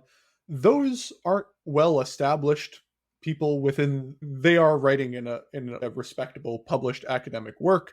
Like, they are known people, but like Eleanor Stump is known by virtually everyone. If you are in seminary, you probably know who Eleanor Stump is. Even if you're Protestant, you know who she is, because she has done a lot of really interesting work on things like the problem of pain and the silence of God. And Andrew Pinsent is one of her students. And they both come from the same school of thought, but we're going to talk about Pinsent first. He wrote a book called The Second Person Perspective in Aquinas' Ethics, Virtues and Gifts. And this was reviewed by Notre Dame's Philosophical Review. And I'll just read their review for you and see if you can pick out where you think problems might start to emerge. In this book, Andrew Pinsent argues for a revisionary interpretation of Aquinas' ethics that demotes the importance of the virtues relative to the gifts or dona of the Holy Spirit, which implies that Aquinas transforms his Aristotelian inheritance more radically than many of his interpreters suppose. If Pinsent's argument is correct, other interpretations of Aquinas obscure the real scope of Aquinas' ethical project. Aquinas transforms the structure of Aristotelian ethics by incorporating a central role for divine gifts in addition to the moral and intellectual virtues. This effects a transformation just as radical as his development of the notion of creation ex nihilo is for Aristotelian metaphysics. According to Pinsent, Aquinas reconceives Aristotle's account of God in relation to human beings from an impersonal object of contemplation to a personal partner in a shared life. The standpoint of moral agency therefore becomes essentially second personal for Aquinas, and on his account a moral agent who exercises a virtue by acting well thereby receives a gift from God, and this gift is a sharing in the divine life. From the outset, Pinsent states that he advocates a major revision to the traditional understanding of Aquinas' virtue ethics. In order to bring this about, he wants to avoid offering just another catalog of Aquinas' treatment of the virtues, which he calls a left-brain mode of grasping truth. Rather, Pinsent wishes to focus on metaphoric understanding, the association of words with embodied experience that is often associated more closely with the right-brained hemisphere. Now, Amy is probably saying, oh, because there is a history of labeling left-brainedness as autistic and talking about autism as the extreme of the left brain. Oh my gosh. In fact, just recently, there was an academic by the name of Ian McGilchrist, who I believe it was a book he recently wrote and published. And while he himself is not a theologian, I don't know what his specific academic discipline is, but he was recently, for example, welcomed to a rather well-known theological and philosophical group. And to discuss this very concept that he talked about, and he used a lot of this rhetoric and explicitly stated that society had become too quote unquote autistic, and with this whole left brain versus right brain way of viewing and being in the world. And he was trying to use that to critique some sort of technocratic way of being in the world, but to associate a technocratic way of being as an autistic way of being was incredibly disturbing and incredibly ableist in doing so.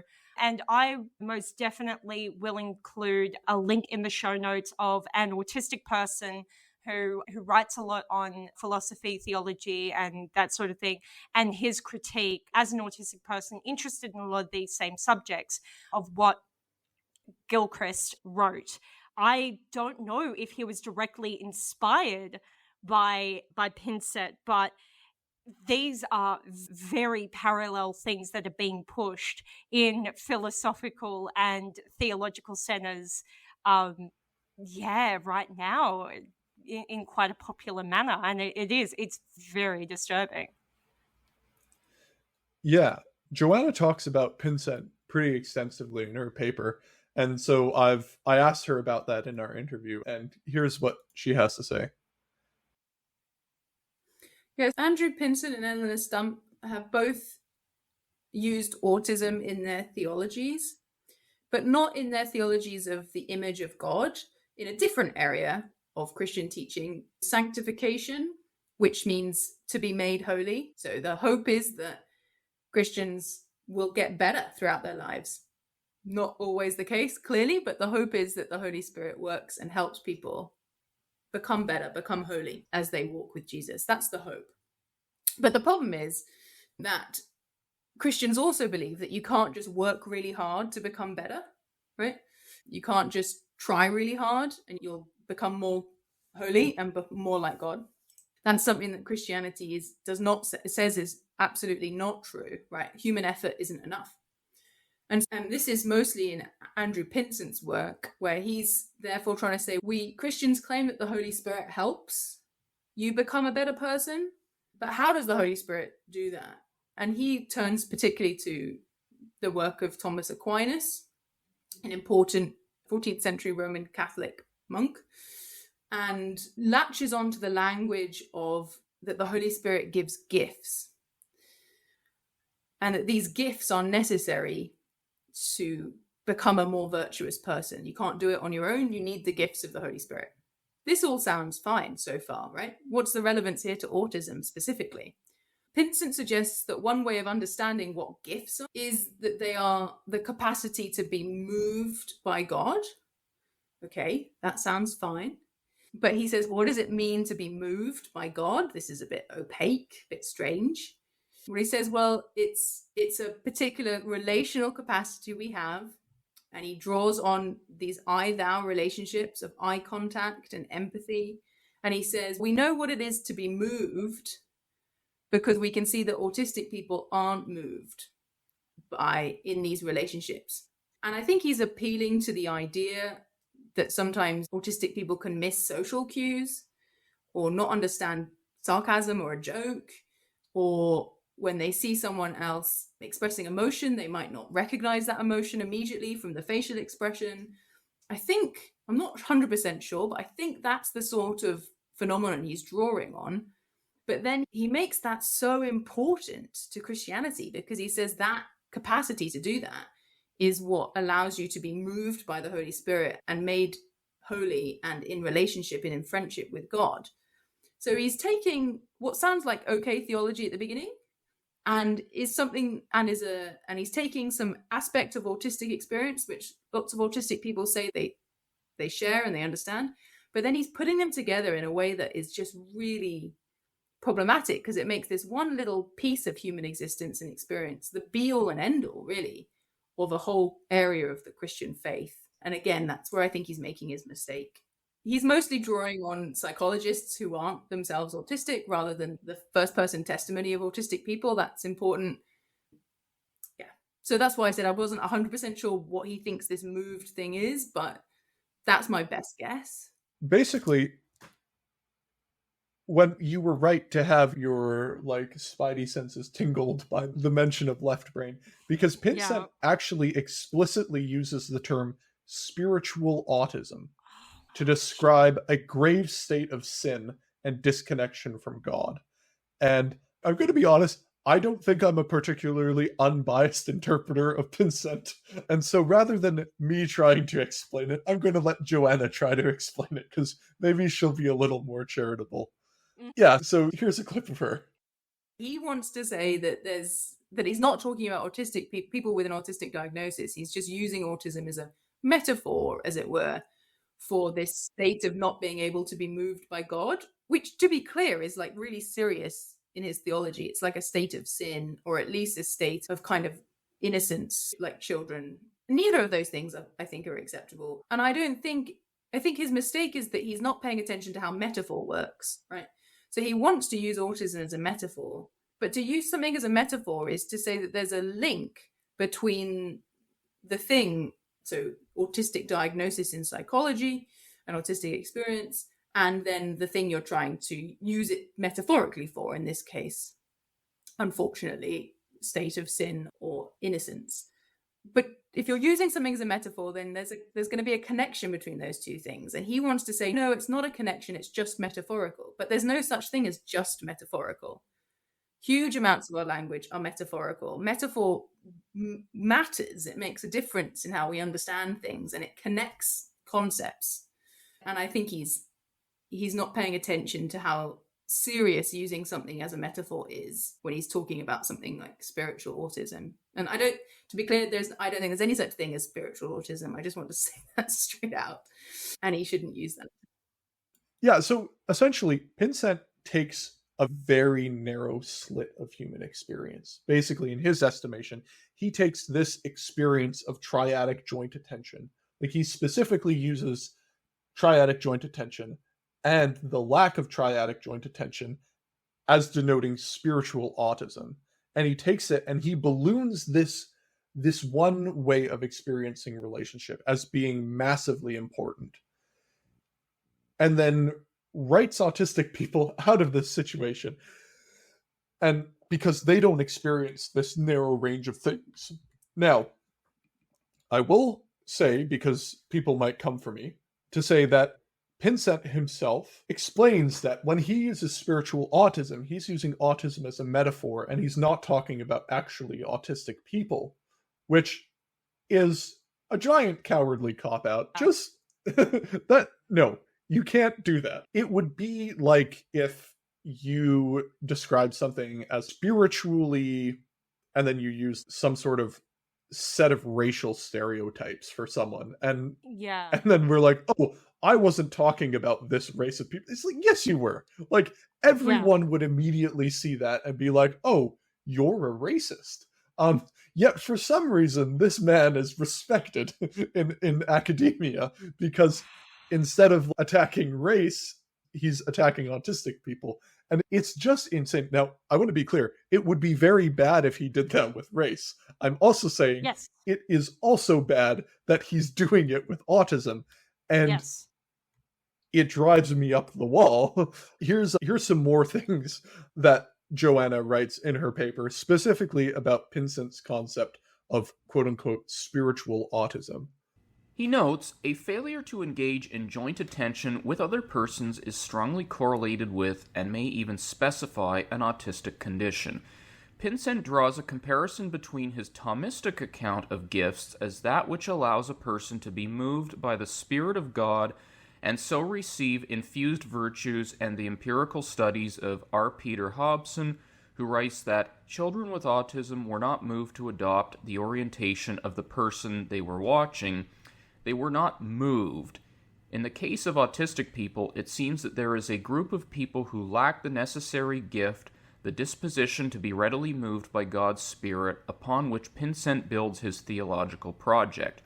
What is most worrisome, however, is that Pinsent frames this example as a benefit rather than a cost or tension to his theology. He writes that a benefit of establishing a strong correlation between autism and a lack of joint attention is that it is then possible to examine how autistic children perceive and relate to other persons, with a view of highlighting, by means of the contrast, what joint attention normally brings to such relationships. Insofar as autistic people provide a kind of control group for Pinsent's theology, they are excluded from his account of human flourishing and salvation.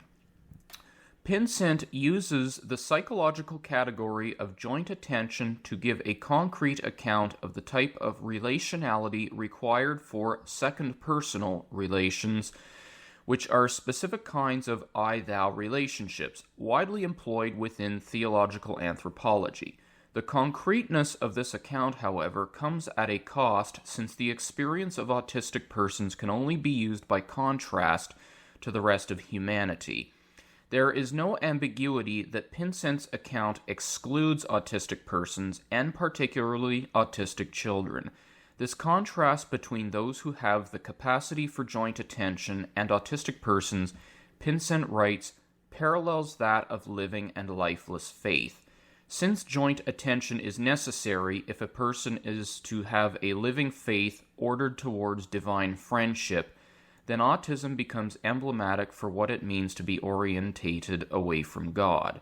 Although Pinsent describes non-metaphorical autism as a state of innocence, Pinsent also describes sin as metaphorically the onset of spiritual autism, and the state a person returns to if the gifted virtues are lost through moral rebellion. Yeah, wow. That is... oh, gosh. And he is explicitly using and weaponizing the language of I and thou, and the difference of experiences between autistic people and non-autistic people as a kind of way to elevate the experience of non-autistic people, and not just elevate their experience, but explicitly denigrate the experience of autistic people, while pretending that what he's doing is not actually like attacking autistic people. And the thing that frustrates me most about this is serious people read Pinsent. Like this isn't like some sort of, I don't know, niche guy that no one's heard about. Like his ideas are taken seriously. Notre Dame is writing reviews about his book. Yeah. Like this Oh my God.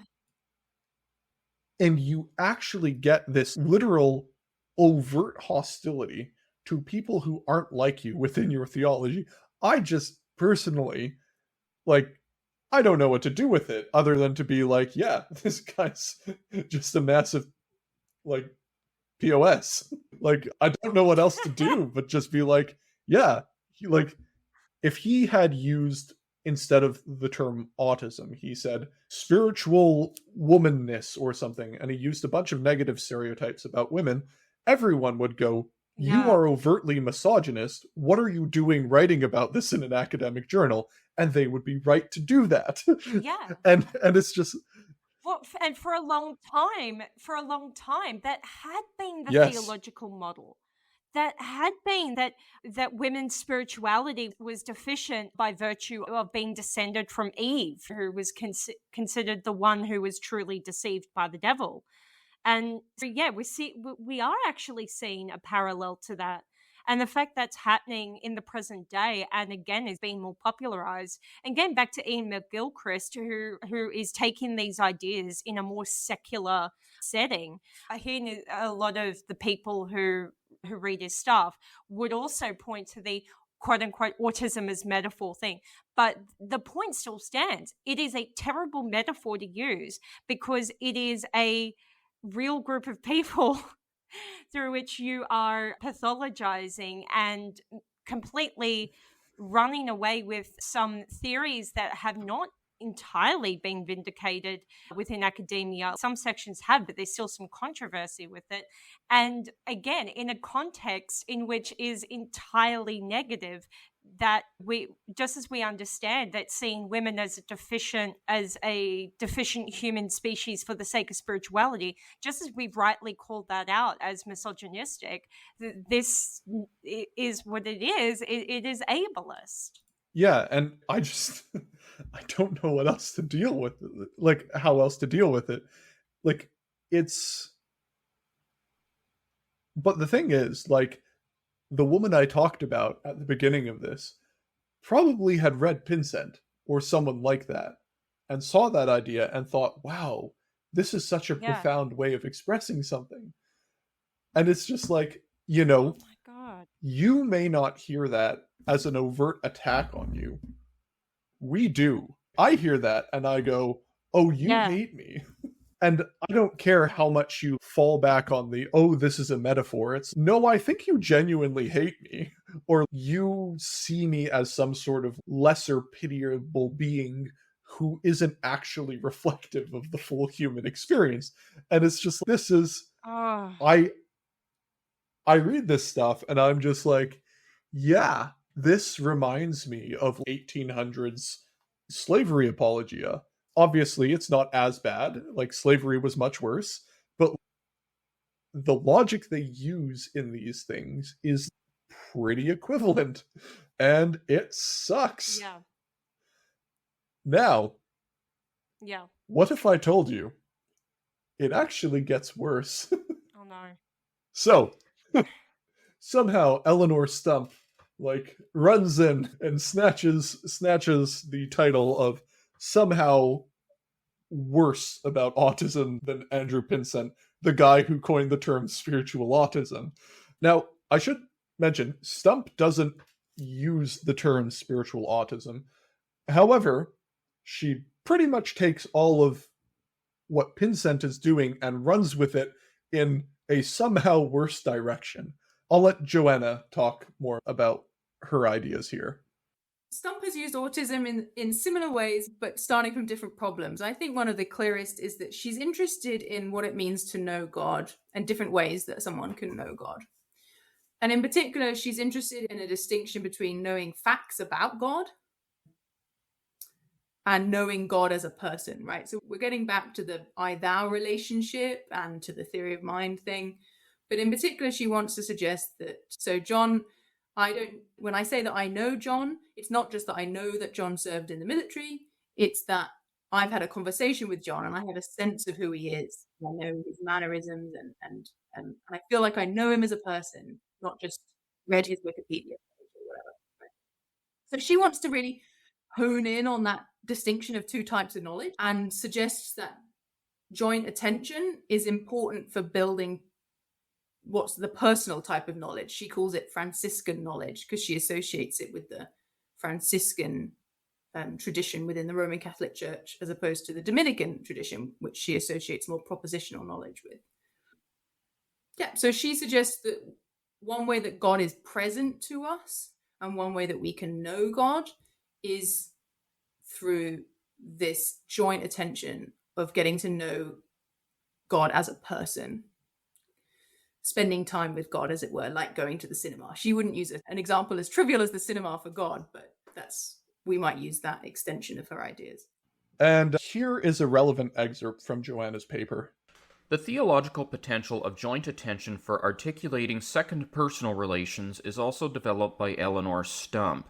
Stump elucidates a theology of God's personal presence identified specifically with the indwelling of the Holy Spirit as presence with or a presence to another person, in contrast to mere spatial temporal presence in a place or at a time.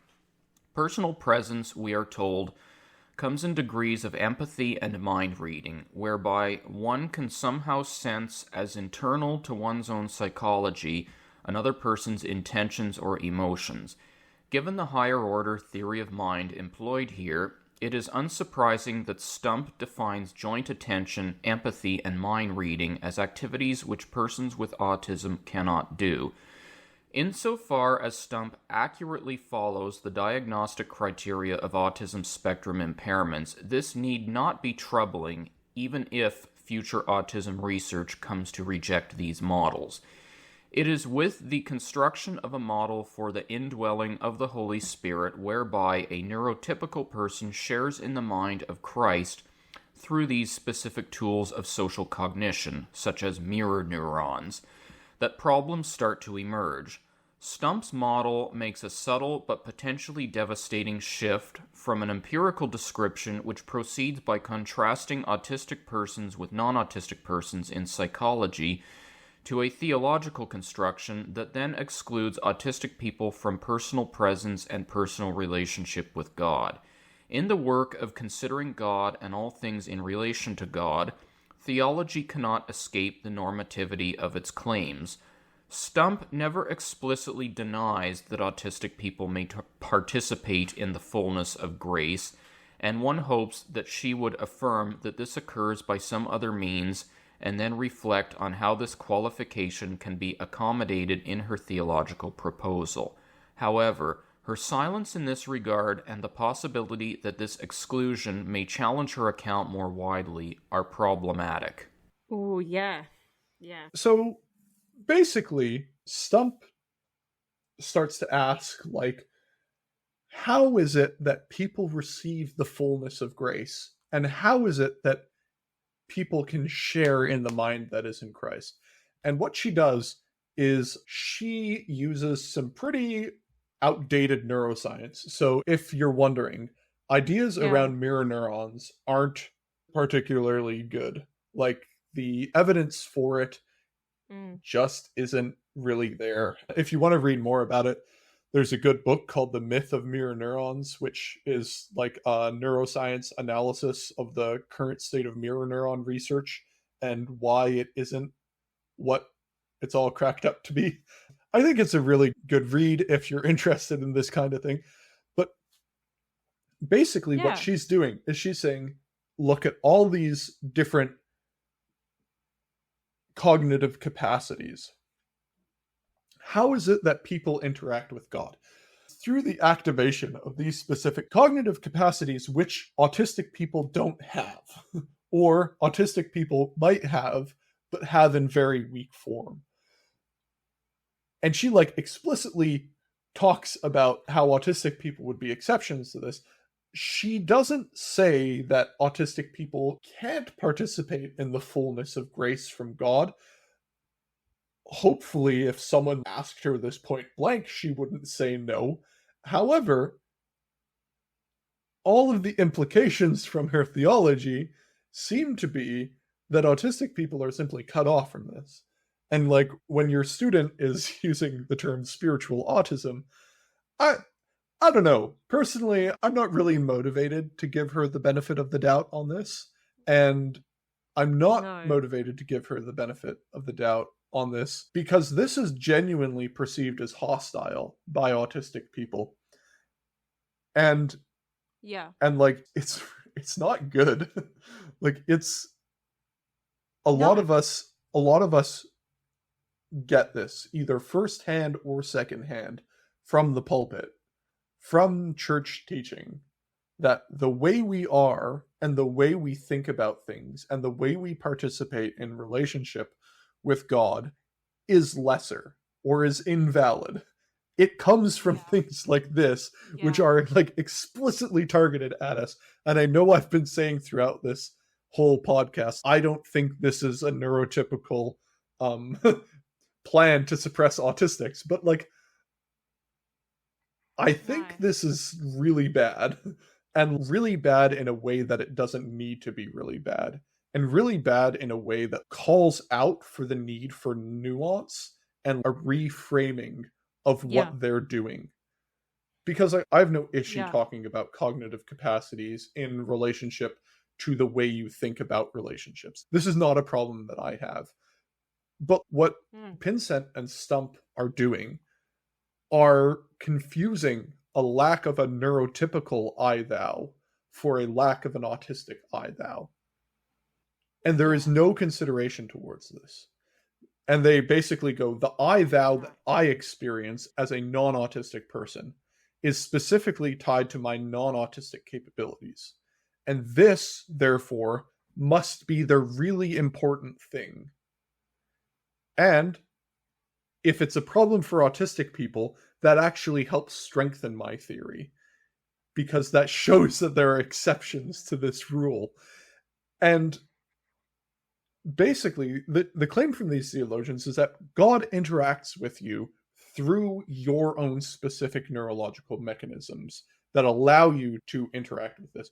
But this is such a trivially stupid idea when you actually start to think about it. And I don't know how else to express it, because it's like, if you don't speak Mandarin, would God speak to you in Mandarin? No. Why would he? That would be pointless. No. And so if God, I'm not denying that God can work through these specific non-autistic cognitive mechanisms that are associated with I-thou relationships. I'm sure that can happen. I'm sure that does happen. And I'm sure what they're describing is accurate. Yeah. But at the same time, the attempts to legitimize what they're saying by using autistic people as the counterexample that's cut off from God is bad. And you shouldn't do that. Not just because it's mean to autistic people, but because it's just wrong. It offends me most because it's like, you haven't even taken the time to listen to what autistic people have to say about this. And if you did, you would probably come away with a lot better idea. You would be able to actually strengthen your theory by talking about the different cognitive mechanisms that autistic people use. But instead, you use autistic people as like the counterexample of the dead faith or the spiritual autism. And it infuriates me. And again, if you're autistic and listening to this and you want to do more with this idea of the autistic thou, let me know and I'll give you all the data you can want on this and I'll talk to you about it forever. But I think this is genuinely something that needs to be done, because I think this is a very clear case of neurotypical hegemony in theology that has very real and legitimate impacts on autistic people that can be seen, felt, and measured. And it's just unnecessary overt hostility to a group of people who already is not having a great time. And it Yeah. just sucks.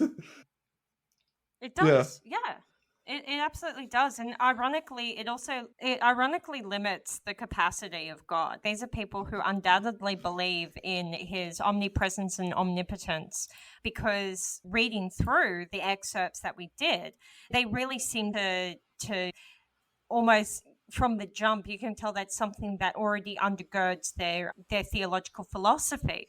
And yet somehow they square that with, oh yeah, but he cannot reach through in this non-neurotypical way to autistic people. We are somehow always going to be somewhat cut off from him in our time here on Earth. I also really like that you brought up about how if someone does not speak Mandarin, of course God would not speak to them in Mandarin. And undoubtedly, I think that's something those theologians would agree with. But then how the hell do they square that with then their theory that does not happen in terms of autistic communication? And then the only way they can really do that is to dismiss what autistic people share, which we have shown is happening in some of their papers, especially when they ascribe to the no self-introspection theory. It's not only is it an ableist and offensive way of thinking about how autistic people are in the world, both physically and spiritually, but it's just such an internal contradiction that just baffles me. I understand that as academics, you sometimes have to deal with the tension of cognitive dissonance, but there's cognitive dissonance, and then there's just straight up a contradiction in terms that just does not work. There can be no tension. No, this actually has to get properly, thoroughly squared out, and you cannot with this. Yeah, and like I said before, I'm not actually most offended. This is a very autistic response to this, I understand. I'm not as offended by the ableism than as by the just intellectual shoddiness of this project. Yes. It is so shoddy. It isn't just that they are ableist. It's that their ideas are bad. If they had actually gather data on autistic people before talking about them, if they had genuinely engaged with actual science instead of the pseudoscience of mirror neurons, if they'd really genuinely tried to understand this and genuinely tried to engage this, they wouldn't have come up with their theory, and they probably would have come up with a better one that would allow them to articulate different cognitive capacities. But I think one thing that Joanna said is she talked about how a lot of this really boils down to people trying to determine who is included in the image of God and how do we define the image of God and these types of things. And they try to get really smart about it and say, it's these cognitive capacities that separate us from apes and things like that. And just as a general point, I think trying to define the image of God, especially in terms of abilities and not simply membership to the human race, is going to lead you down a bad path. And there's really no... And it has in the past. And we have historical precedents for that. Yeah, and there is just no reason to do it. It's not interesting. It's not cool. Exactly. It's just... No matter how you define it, even if I were to try to give a comprehensive definition of the image of God, I would probably accidentally leave some people out of it. And the image of God is not something you want to accidentally leave someone out of. And so I would simply say the people included in the image of God are those who God has decided are included in the image of God. And that's not up to me to define the left and right boundaries of. And it's really that simple. Yeah. But I think we've been going for about two and a bit hours, so maybe we should wrap it up at this point. Mm-hmm. But what I wanted to do with this episode was just talk about the way that Christians talk about relationship with God and doctrine related to the relationship with God, and how it makes autistic experiences of Christian doctrine very complicated and very difficult to reckon with, and a major source of cognitive dissonance. Because when everyone around you is talking about relationships in this one way, and those ways are foreign to you and aren't intuitive to you, you're going to feel like something's wrong. Like, a lot of autistic people will come to me in crisis and be like, why don't I feel the things the way everyone else does? Why is it that I don't have this experience?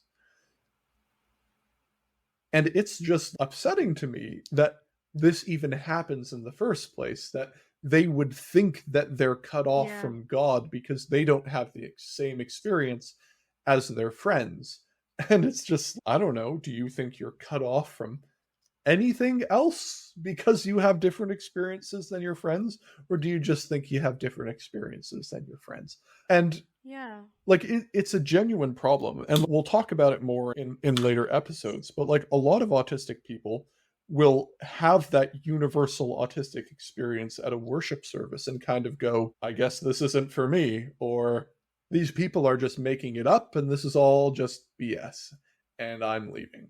Like, these things have real tangible effects on the way autistic Christians process their faith, and isn't just something, just like a problem with some weirdos in academia. Like, all this stuff we're talking about filters into the real world. And when you're trying to deal with two outcomes, when you think about it, like, everything we do when it comes to relational connection with God that we see in Christianity is filtered through a neurotypical lens that assumes you have cognitive capacities of X, and that assumes you have specific relational ways of thinking about things when you naturally don't. And this leads autistic people to really one of two outcomes. Outcome one, we realize that there is a subjective framing and that these people are just doing what makes sense to them, and that we don't need to follow what they're doing, and we will have our own experience and our own way of knowing God, and we can tap into the other experiences of people before us who had different conceptions of God that resonate with us and go with those. Or option two is we don't realize this is subjective framing, we find it confusing, alienating, and foreign, and then we just leave the faith. And far more often than not, autistic people choose option two, because really, why wouldn't you? I don't know. If everyone around you is saying the same things, like every famous writer, pastor, or like idiot on YouTube are all firing off about the same talking points about how you should be relating with God, and you don't, and like how your understanding of God is lesser than, it's just like, I mean, a lot of people are like, why would you even bother? And it's like, I can't blame you for feeling like that. That kind of makes sense. Okay. Yeah, I think that's a good natural place to cap this episode off. Any final parting words, or do you think that's good? Yeah, just the usual like little thing for anyone who's listening to this. This is obviously one of the heavier episodes. So obviously we've gone into this, and definitely this could be a very sensitive point for a lot of us in the autistic community who've had these experiences in churches. I think I hope that in listening to this, that this has in some way made you feel validated, whatever choice you've made, be it to deconstruct your Christianity, remain within a practicing space, or to walk away altogether. At the very least, I hope that this has been validating, and that you understand that, this is incredibly a universal experience, and obviously there's going to be a lot of work to do to rectify some of the horrific implications of a lot that has been discussed herein. Hopefully you continue with us as we look to more of these issues and going forward some of the solutions. Yeah. All right. Let's cap this off. Thank you for listening to another episode of Christianity on the Spectrum. If you're interested in contacting me, you can find me at christianityonthespectrum@gmail.com or Twitter @ChristianityOn. You can find Amy at It Began in the 90s. It's 90 with a 90, also on Twitter. We'll be doing some Q&A episodes after the main podcast is finished. If you have any questions about my research, you can email me or send me a message on Twitter with your questions, and I will get to addressing them during that Q&A. If you want to do a live Q&A, schedule a talk or a presentation about my research for your church small group, or just as an individual person, you can find me at all the places I've already mentioned. If you'd like to join a Discord of like-minded autistics, please send me a message at one of the above listed places, and I will send you an invitation link. Thank you.